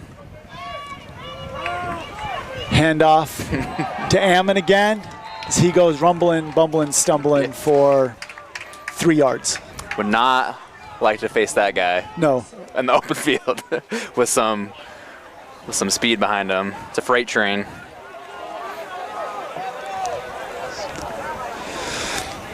Fullback Cooper Stokes leading the way on that play from McCall, Idaho. The Knights now in 4th and 1 situation with 8 minutes left, down by 3 touchdowns.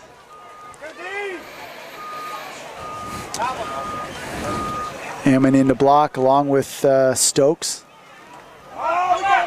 And that play, that 4th down play, you know, that's an interesting play because Ammon Uwasila'a is a big boy, right? And that play looked like it got stretched out to the left, and you want him running north-south. Yeah. You get him going north-south, you feel like he could fall forward for a yard.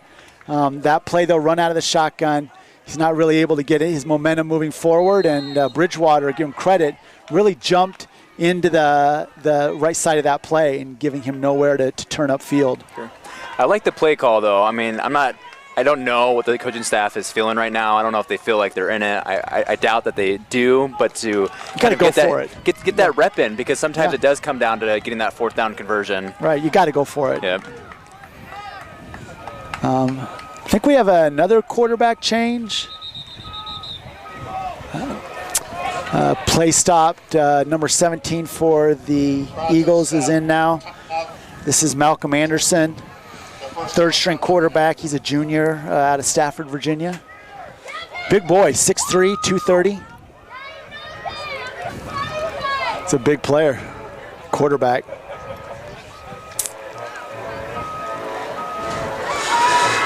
So, you know, if we go look at this this half so far, 1/4 done, Knights down by 3 touchdowns. The Knights have not had the ability to kind of keep up with offensively the play of the Eagles. They're now down by 5 first downs, 22-17. They haven't been able to keep up. 3rd down conversion still at 30%, and where the 3rd down conversion of the Eagles is at 50%. Designed quarterback keeper for Anderson. Looks like the Eagles are just going to try and sit on this ball, pull as much time off the clock. They'll be content to give the ball back to the Knights, having burned 2 or 3 minutes off the clock. Yeah. Although still a gain of 4 yards on the play. Yeah, if they keep doing that, they'll be able to take off a lot more time than just 2 minutes, a couple minutes. We know that they can hold on the ball upwards of, close to 4 or 5 minutes. Oh, fumble. Ball gets put down on the field. Looks like we get a sack. He's able to fall forward, avoid the sack. Ball's on the ground again. Second time the ball was on the ground in the same play. And they say that the Knights recover it. First fumble of the recovery of the game. It's a great turnover. I feel like it's coming in a little too late, but we'll take it. You want to build momentum going into conference play. You want to be able to feel like, hey, we can, move the ball. We can play defense. Really important for the Knights to finish this game out strong. For the fans, people that have traveled, watching at home. Same with Bridgewater. You want these backups to play strong. These are the future of their program.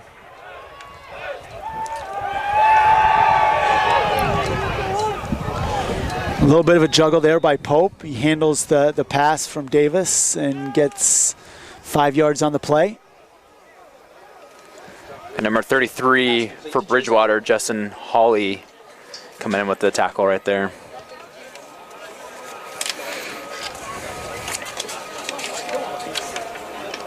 Pope's a biology major, history minor.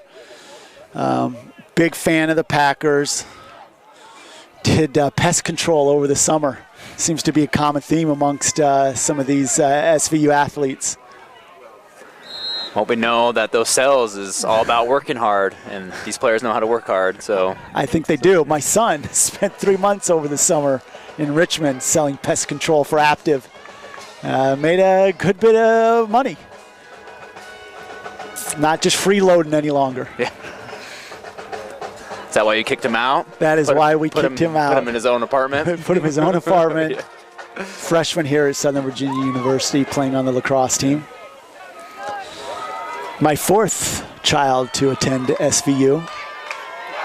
It's a pretty good school. Highly recommended. It comes, so I hear it comes highly recommended. Davis having to dance out of that end rush by the Eagles, number 90, Alexander Cromwell, almost got him, the senior from Annandale. Davis, Pinkston does a great job eluding that rush, gets to the left edge and able to get the first down. Yeah. Number 93, a freshman, Tucker Harris, coming in for the tackle for the Eagles. It is awesome to see these youngsters coming out, making plays.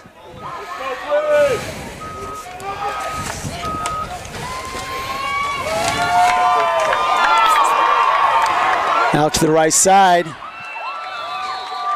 There's Skylar Johnson with a nice little play. Excellent blocking out in front of him. His teammates, receivers, working really hard. Shank working hard on the block. Woodson, Francois working hard on the block. Giving Skylar opportunity to use his feet and make a play. Gets another first down.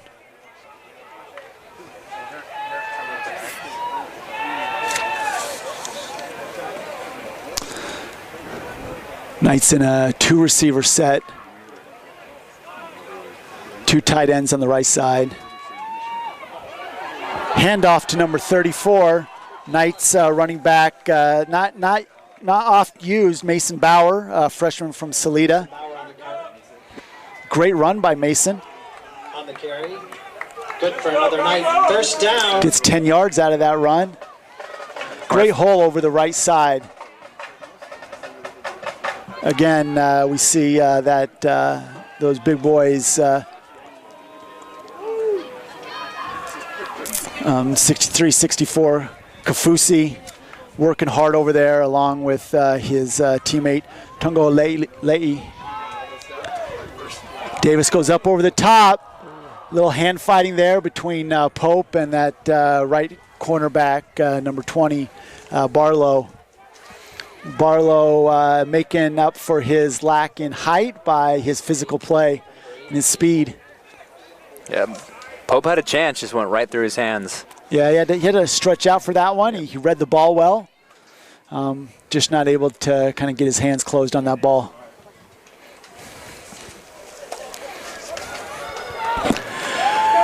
All right, 3-receiver set again for the Knights. Chase Western in the slot to the left.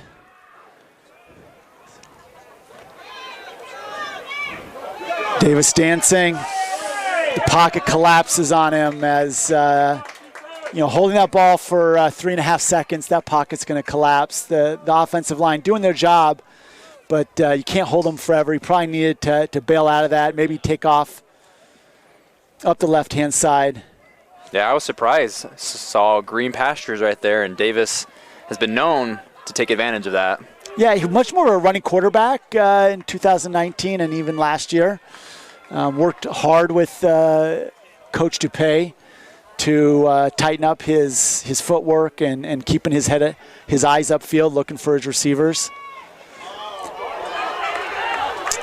So that was a handoff to Aman Wasila'a. I thought he just put his head down and put the bullhorns into the chest of the linebacker waiting for him right there, but he tried to do a little shake and bake. 4th down, and the Knights bring in their kick team. Giving Bass an opportunity to make a field goal, really thinking into the future. You know, there may be a game in the future where Bass needs to hit a pressure field goal. So let's get him as many real-time reps as we can. Down by 3 touchdowns, 3 minutes left in the game. You know, take what's in front of you. Good snap and hold. Bass splits the uprights. Derek Bass There you go. field goal. Well, as we're coming to the close, the Knights played for 60 minutes. I think what was kind of missed was the execution for the full 60 minutes. We talked about it, we saw it, that there were these small little moments, some that only gave Bridgewater maybe a little bit, but some of these small mistakes gave Bridgewater a lot. And we saw that really kind of, you know, bite them in the rear, kind of gave this game that was a chance to prove to themselves that they can play at this higher level.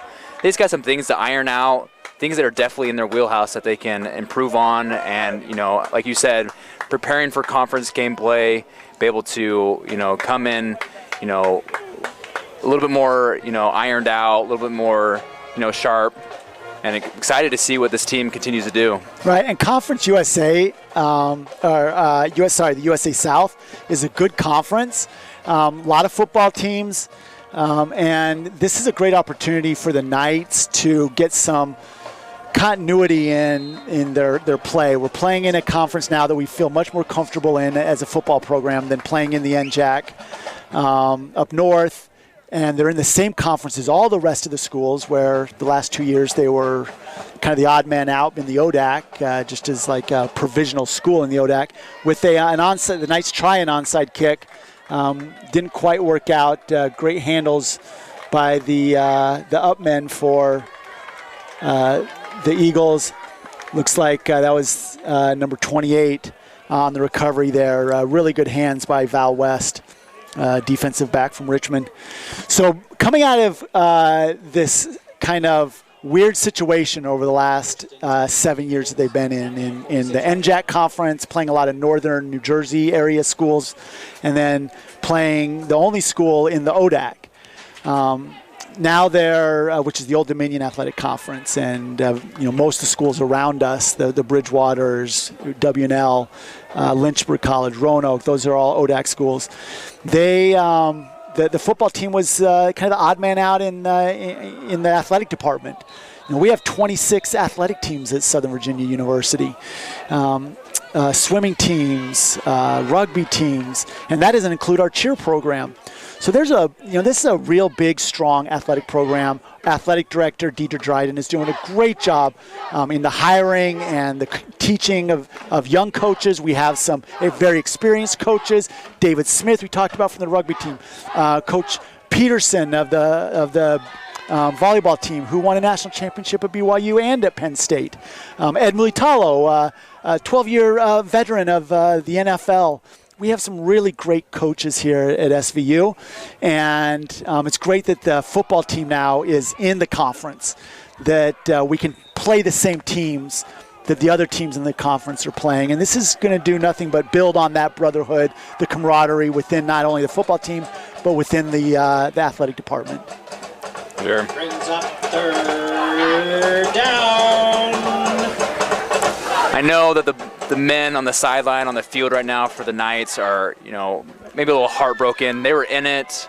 Again, we saw those mistakes that kind of just let Bridgewater just, it looks like they kind of walked away, but Bridgewater kind of had a fight for those 35 points. And I hope that these players, this team, can, again, just rally around each other, come together, become more of that family, that brotherhood, be able to execute what the coaches are teaching them, helping them learn, improve, and they are becoming a more refined team. They made some awesome plays. There was a lot of consistency, and it's just kind of fine-tuning these little things, becoming that defense that can, you know, be able to consistently get the first person to the ball, makes that tackle, I would say was the biggest fault from today, but it's something that can be fixed and they can improve, for these future games. Right, completely agree. Timeout for the Eagles gives us another chance to talk about the future here. So for the Knights, they have a game next week against LaGrange, a home game at 1 p.m. Eastern. That game will be their first conference game. So the first USA South Conference game is LaGrange next week at home. Hopefully you all tune in and join us for that. And then for Bridgewater, they will have their first conference game as well against perennial powerhouse in the ODAC for football, Randolph-Macon. So both teams starting out conference play next week. Big opportunity for both of them to step forward. The Knights going to go in at 1-1. The Eagles will go in at 2-0 against Randolph-Macon, a home game for Bridgewater.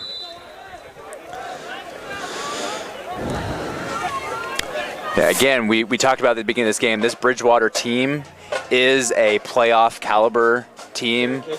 They are at this next level that the Knights are trying to get to. And I would say for 30, maybe 40 minutes, they were on that level.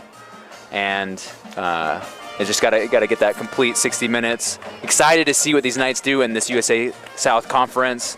Excited to see some new competition. Be able to travel to new locations. Be able to get some more play time under the belts. Get some wins. Nate, the Knights with some backups in. You got another run there by the Knights number 34. That's Mason Bauer again. But the Knights now have their third-string quarterback, Colton Shumway, in. He's a sophomore from Enoch, Utah. Nice to see him getting some time. A bit leaner than Davis Pinkston, but 95% of the world's population is a bit leaner muscle-wise than Davis Pinkston. He's a hoss. Yeah.